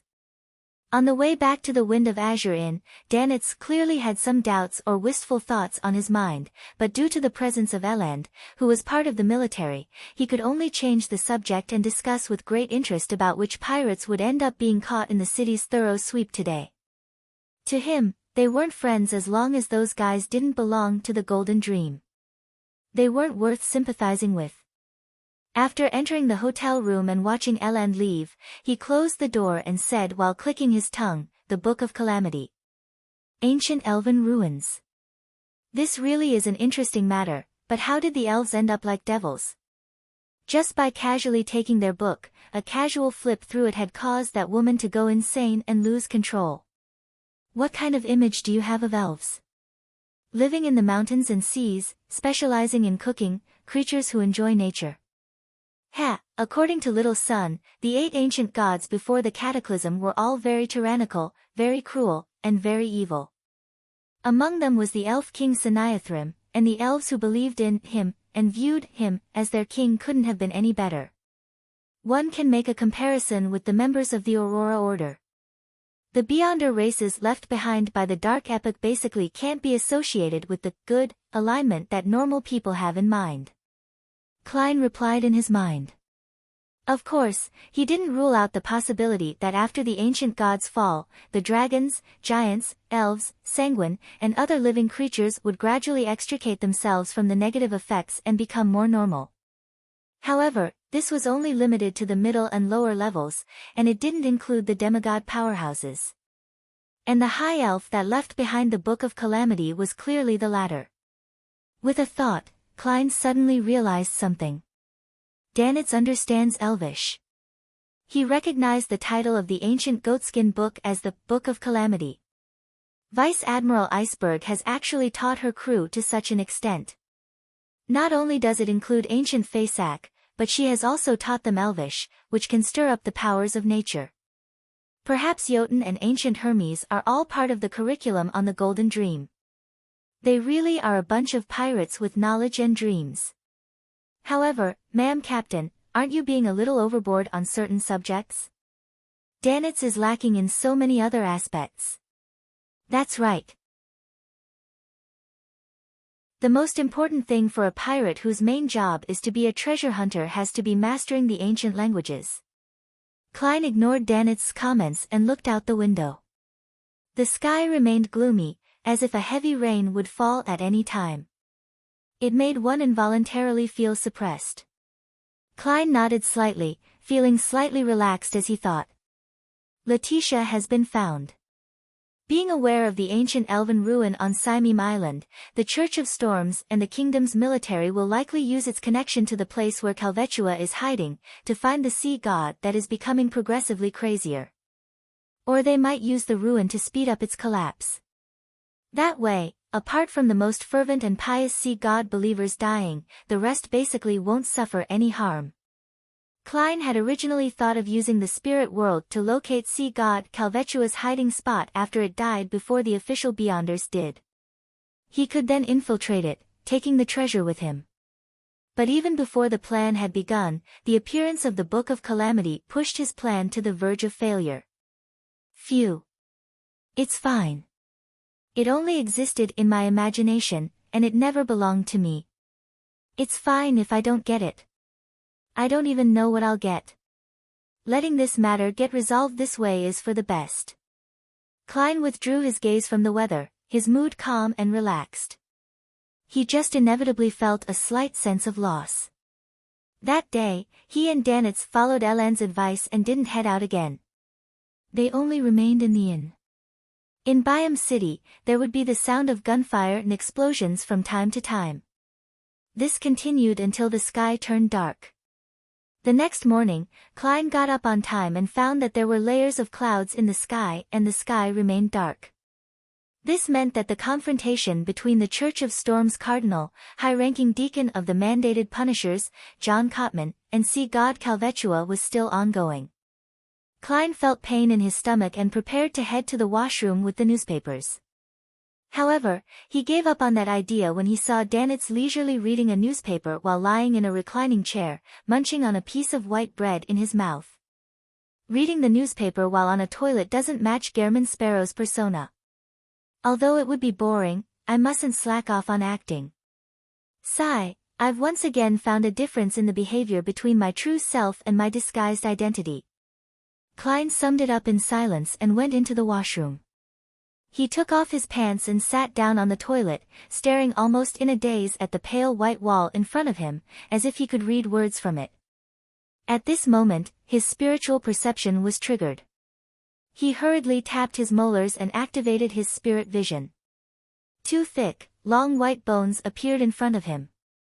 They were the messenger's legs. The messenger stood there, its head passing through the ceiling, but its black flames in its eye sockets could still be seen. It lowered its head slightly and looked down at Klein, who was sitting on the toilet.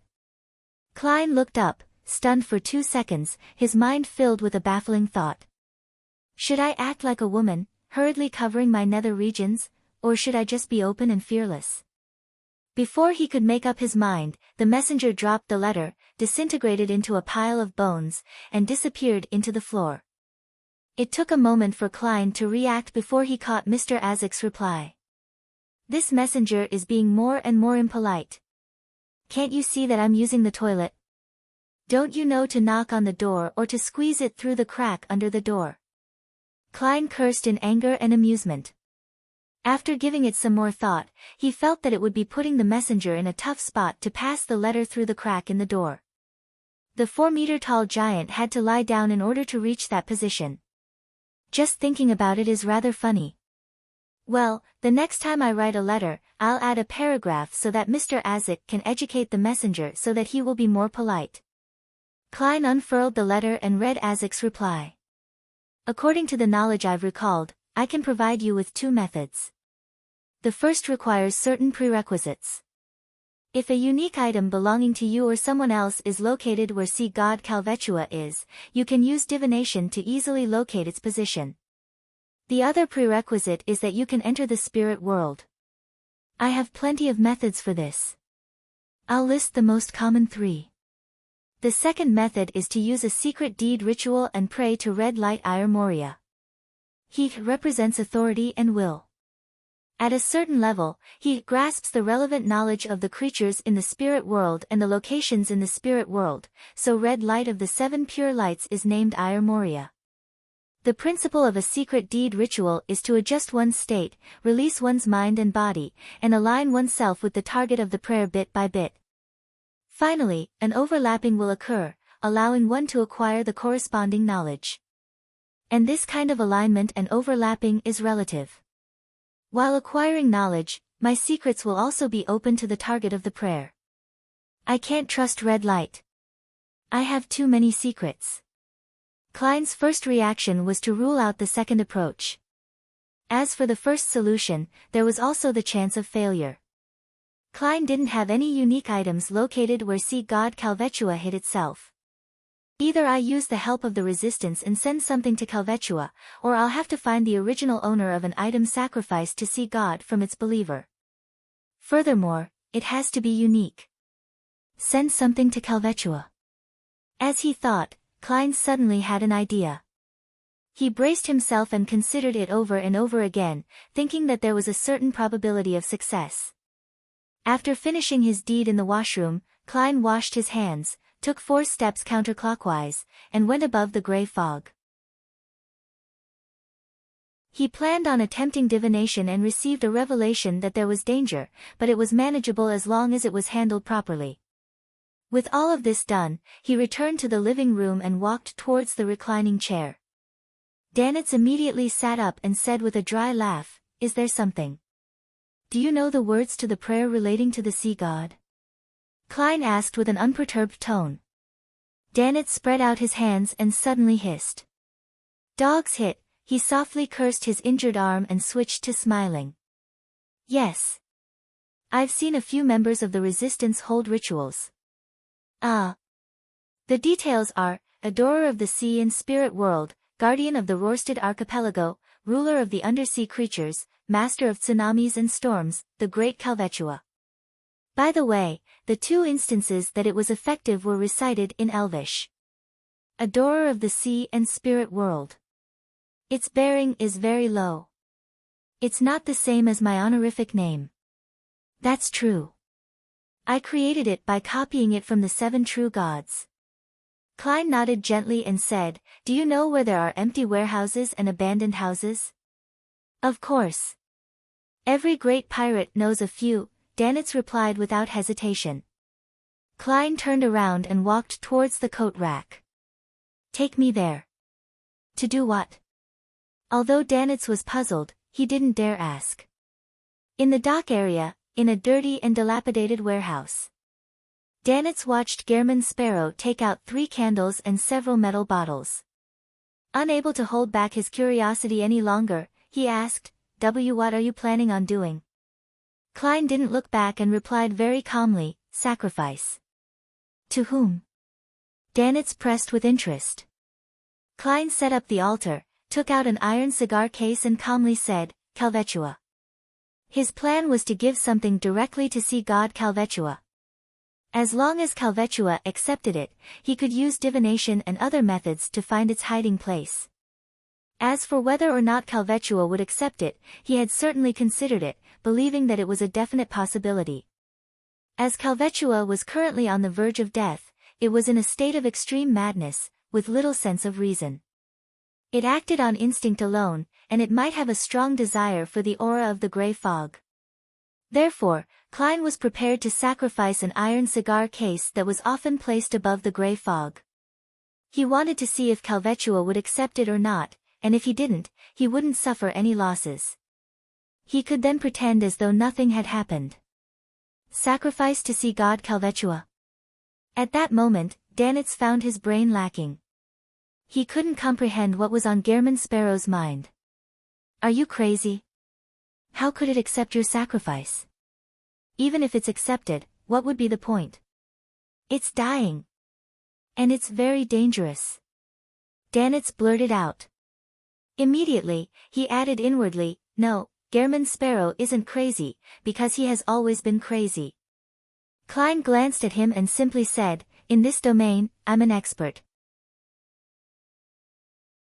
When it comes to sacrificial rituals, I'm an expert. Klein wasn't modest about this.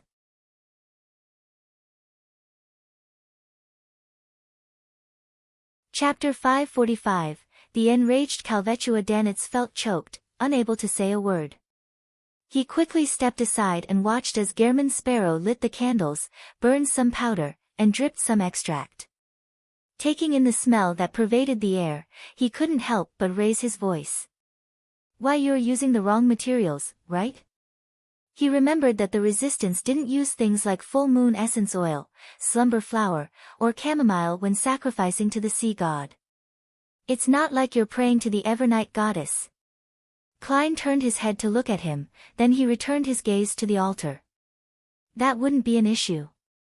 As a professional who often offered and received sacrifices, he was very aware that the burning of extracts, essential oils, and herbal powder mainly had two uses. One was to help the ritual's host to better adjust his spirituality and enter the proper state, and the other was to please the corresponding deity, to please the target of the sacrificial object, and to increase the probability of a response. In this aspect, every deity had certain characteristics and preferences. This sacrifice, on the other hand, mainly relied on Calvetua's abnormal state of mind. It had gone completely crazy, and it thirsted for the gray fog's aura. Neither of the two could be missing, and everything else wasn't important. As long as the aforementioned two conditions were satisfied, pleasing Calvetua or not didn't affect the ritual. It neither increased the success rate nor would it increase the possibility of failure. It could be completely handled in a perfunctory manner. If Calvetua still retains its reason, and even if I were to strictly follow the requirements of its ritual, do you think it would respond to me? Klein silently lampooned and took half a step back, ready to start the most important part of the ritual. He thought for a moment, then without turning his head, he said directly, stay further away. Me? Instead of getting angry, Danitz was overjoyed. He quickly nodded. All right, okay. He rushed to the door of the warehouse, planning to escape the moment something went wrong. Klein half closed his eyes, cogitating about the countless spherical lights that overlapped each other, and he quickly entered the proper state. He chanted softly in Elvish, adorer of the sea and spirit world, guardian of the Rørsted archipelago, ruler of the undersea creatures, master of tsunamis and storms, the great Calvetua. Your devoted servant prays for your attention. I pray for you to take this offering. I pray for you to open the gates to your kingdom. As he said the awkward sentences one after another, the sound of wind rose within the wall of spirituality, as if it was going to overturn everything. Klein's clothes fluttered in the wind as he took out another small metal bottle that he had prepared beforehand. He poured about 5 milliliters of the remaining thousand-faced hunter's blood into the air. This was a material filled with spirituality. The strong winds sucked the drops of blood, howling as it drilled into the candle flame that symbolized sea god Calvetua. Without a sound, the candle flame burgeoned to form an illusory door. On the surface, there were symbols and magic labels. From the inside, the faint sound of crashing sea waves could be heard. Suddenly, all signs of movement vanished. There was only the sound of breathing that reverberated through the illusory door, as though there was something hiding behind it, something massive that was suppressing its hunger with great difficulty. Huff. Huff. Huff. The sound of the loud, Heavy breathing became clearer and clearer, to the point that even despite being situated at the door of the warehouse, Danitz still felt his scalp tingle. Bang! The illusory door suddenly opened, and something that visibly resembled a hurricane poured out. Amidst the sharp wailing sounds, Danitz felt the invisible wall of spirituality shatter. He discovered that he had been thrown into the air like a small boat in a storm. He slammed into the door, producing a dull thud. He fell outside the warehouse, his back scuffed from several wooden splinters. The scarlet fireball that he had instinctively condensed in his hand instantly dimmed and was quickly extinguished in the hurricane, like a candle that was about to burn out. While he was flying in midair, he saw what looked to be a bloody, gaping mouth appear behind the illusory door. It revealed milky white sharp teeth, which was slightly curved and longer than a human arm, as it madly smashed against the illusory door in a bid to enter the real world. Its beast-like howls first echoed inside the warehouse, causing Danitz to bleed from his ears and nose. Klein also flew up into the sky as a result of the hurricane, and his line of sight was immediately occupied by a bloody, forked, and massive forked tongue that burst forth with sparking lightning. His body was scorched black as it stiffened in the air. The forked tongue pierced through his body as it was reduced to ashes. Klein's figure appeared on the other side. His hat had fallen off, and his clothes were messy. He looked rather wretched. Fortunately, he knew that a situation would occur, and he knew that there was going to be danger. He had constantly been on high alert, and he didn't let down his guard as he used paper figurine substitutes just in time. At this moment, Calvetua, who was situated behind the unperturbed, illusory door, finally realized that its violent blows had no effect and stopped. It took a deep breath and caused the blue seawater to gush in from all directions. The water then collapsed into a whirlpool that emitted a terrifying suction force. It was so powerful that it could swallow a cargo ship. The iron cigar case on the altar flew into the vortex. The tiny cauldron containing some herbal ashes flew up and into the whirlpool. Many objects within the warehouse, along with the soil, were thrown into the whirlpool. Klein also flew up as he found it difficult to resist being thrown into the whirlpool. He tried to snap his fingers to ignite flames and leap out of the whirlpool's reach, but the suction force and the hurricane spoiled his plans. His figure suddenly became thinner, turning into a paper figurine. As the paper figurine fell into the whirlpool, Klein, who had emerged from another position, once again soared into the air, unable to extricate himself from the terrifying suction force. At this critical moment, he no longer hesitated. He made the black glove he wore on his left palm turn pale as it was tinged with a slightly dark green color. He activated Creeping Hunger, and he directly used Steel Mavadi's soul. Klein's body suddenly grew heavy as he pushed forward with his left palm. An ice wall, that wasn't too thick, solidified in front of him, helping him temporarily isolate Sea God's whirlpool. Taking advantage of this, Klein landed, his feet heavily landing on the ground as he sank deep into the ground. Kacha! The ice wall lasted only a second before it was shredded to pieces by the boundless suction force, and the remnants flew into the huge sea serpent's throat. Relying on the strength of a zombie, Klein used both of his feet to hold himself in place and no longer flew up again. However, he was still unable to stop himself from sliding towards the illusory door where Calvetua's gaping mouth was. He drew 2 deep ravines on the ground in the process. Outside the warehouse, Danitz wasn't affected by the suction force of the whirlpool. Instead, he tried condensing a fireball to throw to the side, allowing Gehrman Sparrow to jump out of his predicament and escape. Unfortunately, the flames were extinguished again and again by the hurricane. As Klein drew closer to the illusory door, he could smell the stench of blood and decay. Right in front of him were milky white fangs that emitted a chilly air. His thoughts raced, and he quickly came up with a solution. The solution was simple, it was to throw out the all-black eye that originated from Nimblewright Master Rosago. Since you want to make a whirlpool in the sea in a bid to devour everything, I will make you consume another bottle of a Beyonder potion without any supplementary ingredients, as well as the mental corruption of the true creator. If that's the case, I don't believe that you, who's already on the verge of collapse, will be able to hold on. Klein gritted his teeth and reached into his pocket. Perhaps it had sensed his malicious intent, or perhaps it had lost its patience, but at this moment, Calvetua suddenly raised its head and let out a long howl, causing the seawater whirlpool in his throat to collapse and disintegrate into countless water droplets which sprayed out of the illusory door. Splash!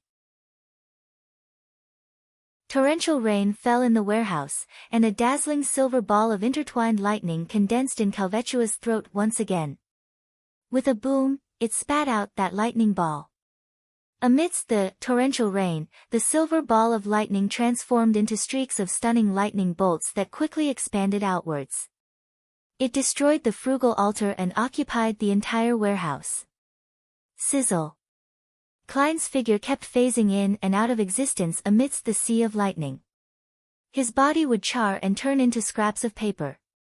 Outside the warehouse, Danitz also suffered its effects.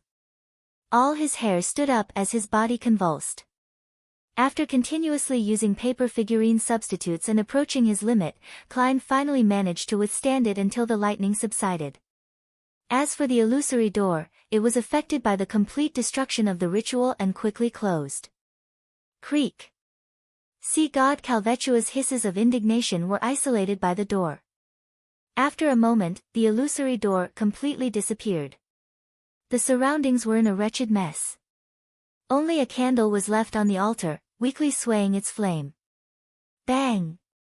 Danitz leaned forward against the warehouse's wall, barely standing at the doorway. He tried to speak, but he couldn't stop convulsing.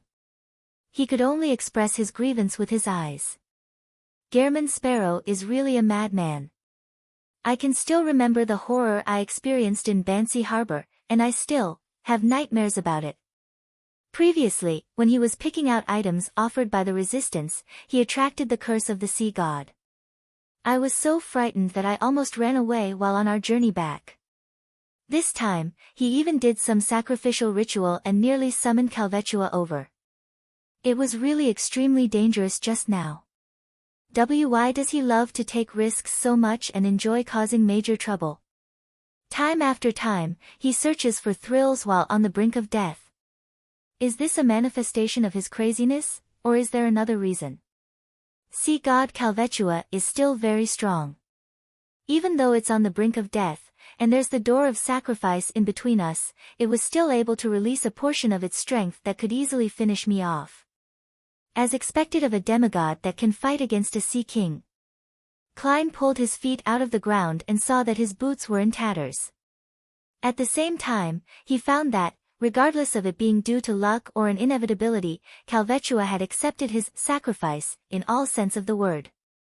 This was because the huge sea serpent had swallowed the iron cigar case which had been tainted with the grey fog's aura and many other things while producing the whirlpool. In other words, I can try to locate its hiding place in the spirit world, but I'll have to wait for its death so that it can't interfere and resist my divination. This search would require me to enter the spirit world, and I can't keep using the grey fog forever. Klein quietly let out a breath. He felt the glove on his left hand become filled with an indescribable madness and hunger. It seemed like it was going to devour the wearer if it wasn't fed. There are no sinners around. Klein turned his head to look at Danitz, who was standing by the door. Danitz's mind suddenly tightened. He felt as if he was being targeted by a monster and was about to become food for the other party. The hunger he felt at a spiritual level had made him tremble slightly. He yearned to immediately turn around and flee. Then he heard Gehrman Sparrow's indifferent voice. Close the door from the outside. All right. Resisting the residual pain from the electric shock, Danitz moved the door which had been sent flying open, barely closing the hold. Klein seized the moment to carry out a sacrificial ritual. He prayed to himself and responded to himself by throwing creeping hunger, that was about to lose control, above the fog. The mystical item that had frightened Danitz, so much so that he didn't dare to resist, immediately became docile, gentle, and tame.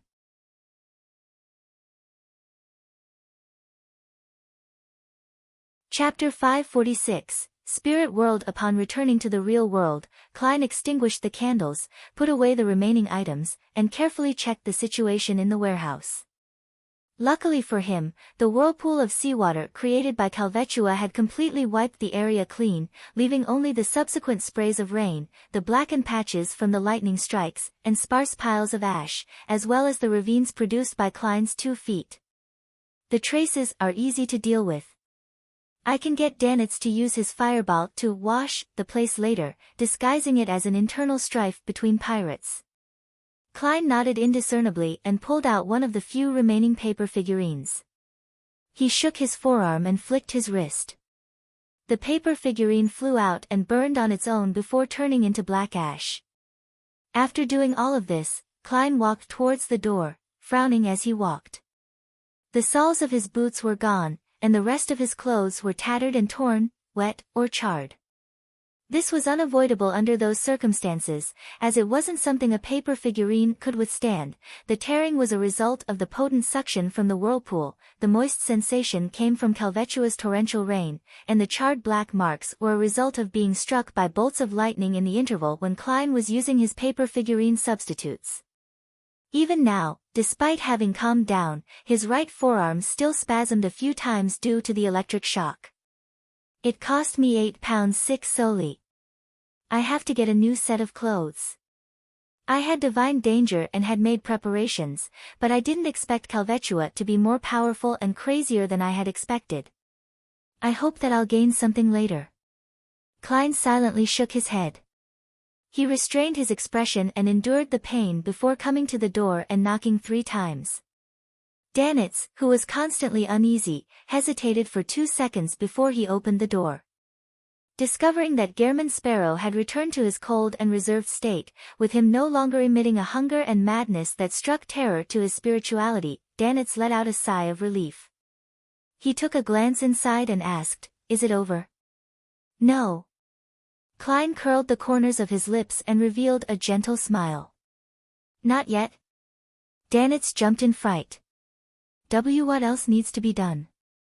Klein maintained his smile that concealed madness. "A cleanup is still necessary. That's basic courtesy." "A cleanup?" Danitz was stunned. Raising his right hand, he pointed at himself and said, "Me?" The corners of Klein's mouth widened. "Or shall I do the honors? Then I would be eaten by creeping hunger." Danitz let out a hollow laugh. "How should I clean this place?" "Use a fireball," Klein answered simply. As a part-time pirate, it didn't take much effort for Danitz to understand Gehrman Sparrow's intentions. He walked past him and headed for the interior of the warehouse. During this process, he had a few questions in his mind, which were quite puzzling. Captain said that creeping hunger needs to devour a living person every day, but Gehrman Sparrow can only satisfy it after a battle. He usually doesn't bother with it. Besides, in that battle just now, Gehrman Sparrow had used Steel Mavadi's ice powers. He didn't feed it after. Strange. What secret lies behind this? A seal of a certain level? Or, can it be that the organization behind him is capable of sealing creeping hunger? As Danitz cleaned the warehouse, Klein stood outside, looking up at the overhanging dark clouds, looking forward to what would happen next. "I've already sent the iron cigar case that's tainted with the gray fog's aura over, so all I need to do is wait for Calvetua, a fake sea god, to collapse and die. I hope the Beyonders of the Church of Storms and the Kingdom's military won't have the time to find it in time, or leave behind some items of certain value that they think little of." Klein slowly took in a deep breath, listening to the dull bombardment sounds coming from behind him. In a hotel, Alger stood at the window, staring out at the overcast sky. "I received the Sanguine's anesthetic gas not long after the last tarot gathering. I was prepared to go out to sea to gather ingredients, but a week has passed, and I'm still stuck in Biome." The corners of his mouth twitched as he shook his head. First, there was the incident of the world hunting Steel Mavadi. It earned him quite a sizable amount of money, and then he had to wait for the reward. After that, when the reward was obtained, he encountered the breakdown of that sea serpent, Calvetua, and was ordered to search for the adventurers and archaeologists, Letitia and company. I heard that during the investigation yesterday morning, Letitia and the others were found. The mandated punishers and the military seem to have obtained some important clues, and quite a number of them went to Simeem Island. Ha, this is something that I'll never have dibs on. Alger retracted his gaze, pulled up his short robe that didn't reach his knees, and muttered to himself. Let it end as soon as possible. Once Calvetua was completely dead and the tsunami was no longer a latent risk, he could leave the harbor. After leaving the City of Generosity, Biome, he could work at advancing to Sequence 6 Wind-Blessed. As his mind whirred, Alger's heart skipped a beat and he turned around to look out the window. He saw the clouds high in the sky quickly dissipate, with the crimson moon quietly hanging in the sky. Klein slept until midnight, when he was suddenly jolted awake. He had vaguely sensed something. He rolled out of bed, went to the window, and pulled back the curtains. Crimson moonlight shone in, covering everything like frost. It was cold and dreamy. Klein looked out and saw that the clouds which hung low had disappeared. The bright crimson moon was high in the sky amidst the sparse stars. This means that the confrontation between the sea god and sea king has ended. Klein pondered for 2 seconds, retracted his gaze, closed the curtain, took 4 steps counterclockwise, and went above the gray fog. He sat at the end of the long, mottled table, took out a gold coin, and began to recite a divination statement in a low voice. Calvetua is completely dead. After he repeated this 7 times, he flicked the gold coin and watched it leap upwards and tumble down. The gold coin landed in Klein's palm, and the king's head faced up. It meant a positive result. It meant that sea god Calvetua was completely dead. As expected, the ancient elven ruins on Simeem Island and the hiding place which Calvetua used to maintain its existence are closely connected. The mandated punishers and the military have just received the Book of Calamity, and since they only learned about the ruins for a little more than a day before, Calvetua couldn't hold out much longer. I thought it could forcibly survive for 2 or 3 more days. Klein sighed and tried to divine whether the official Beyonders had already entered Calvetua's hiding place. Unfortunately, due to the lack of information, his divination failed, and he was unable to obtain any revelations. After thinking for a while, Klein changed his angle, undid his spirit pendulum, and began to divine if it was dangerous for him to search and explore Calvetua's hiding place. As this involved himself, he quickly received a conclusion. The topaz pendant was rotating counterclockwise at a not-so-fast frequency and low amplitude. It's dangerous, but it's acceptable. The danger is even less than the sacrificial ritual. Klein nodded gently, returned to the real world, and began his preparations for his operation. He locked the bedroom door first, then he arranged the ritual to summon himself. Once again entering above the gray fog, Klein picked up the Dark Emperor card and placed it inside his spirit body. All of a sudden, he turned corporeal as if he was of flesh and blood. The surrounding black fog stuck to the surface of his body and formed a majestic aura. It was as if he was entirely clad in physical armor, but on his head was a gorgeous pitch-black crown. Looking at the human-skinned glove on the table, Klein hesitated to put it on. Above the gray fog, creeping hunger was almost in a sealed state. It didn't dare to make any unusual movements, but once it left the area, the uncontrollable hunger would cause harm to its wielder, whether they were alive or in spirit body form. Amidst Klein's considerations was whether the Dark Emperor's high level could suppress the creeping hunger inside his spirit body and keep it normal. I'll give it a try. If it doesn't work, I'll end the summon and return here. This will hardly require any time, and there's no danger. Klein picked up creeping hunger and put it on over the iron-black armor gauntlet. He didn't hesitate any longer and stepped into the door of summoning. With the help of the expanding candle flame, he arrived in the real world. Without being careless, Klein's first reaction was to check the state of creeping hunger. He found it calm and submissive, subservient to the high level of the Dark Emperor. Not bad. With a sigh of relief, Klein placed the mystical items, such as Azek's copper whistle, the biological poison bottle, and the sun brooch, into his body one by one. Finally he picked up his black hardwood cane and prepared to use it to search for his lost iron cigarette case that had been tainted with the gray fog's aura.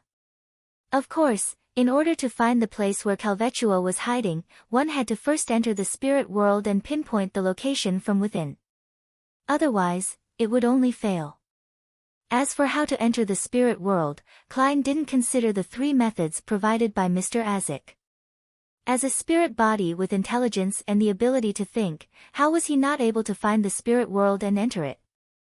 He calmed down a little and recalled the scene of countless spherical light. His body and mind quickly became tranquil. His thoughts gradually became empty as his consciousness gradually extended and expanded. He soon discovered that he was surrounded by indescribable illusory, transparent things. All the colors became bright, distinct, but overlapping, and the gray fog had grown so faint that it seemed to cover everything in an ethereal manner. In the depths, high up in the sky, there were 7 rays of lustrous brilliances that shone with different colors. They seemed to possess life, and they contained immense knowledge. This was the spirit world. It completely overlapped with reality and was omnipresent. If I happen to encounter the mandated punishers or military personnel, I will immediately end the summoning and return above the gray fog. Klein took a step forward. After easily entering the spirit world, he felt his body become illusory. The black cloak behind him fluttered up slightly, and the hardwood cane in his hand stood upright. He said in a low, dignified voice, "The location of my unique iron cigar case." While chanting, Klein felt tense for a baffling reason. In the saturated and distinct colors of his surroundings, pairs of indifferent and eerie eyes glanced over. After repeating it 7 times, Klein released his grip and waited for the revelation. The black hardwood cane floating forward at an adequate speed which was neither too fast or slow. Klein followed it, flying through the real, the illusory, the strange, and mysterious spirit world. Here, if he lost his bearings, it was very easy to end up completely lost and never be able to leave again. Of course, there wasn't a problem for Klein. If he really got lost, he could end the summoning and return directly to the space above the gray fog. Klein chased after the black cane, which was sometimes thrown and sometimes dropped, shuttling back and forth between distinct and overlapping colors. He passed by half-hidden spirit world creatures that couldn't be accurately described, and it was hard to know how far he had traveled. Suddenly, he saw an eye. It was round, with clear blacks and whites. The eye looked at him without blinking. There was no head, nor was there a corresponding body. You're tuning into the Blissful Bookshelf YouTube channel. We're so grateful for your support, and don't forget to subscribe to join us on this incredible journey through captivating stories. Your generosity through donations truly makes a world of difference, as it's the primary source of revenue that allows me to expand and enhance this channel for you. Thank you from the bottom of my heart for being a part of this adventure.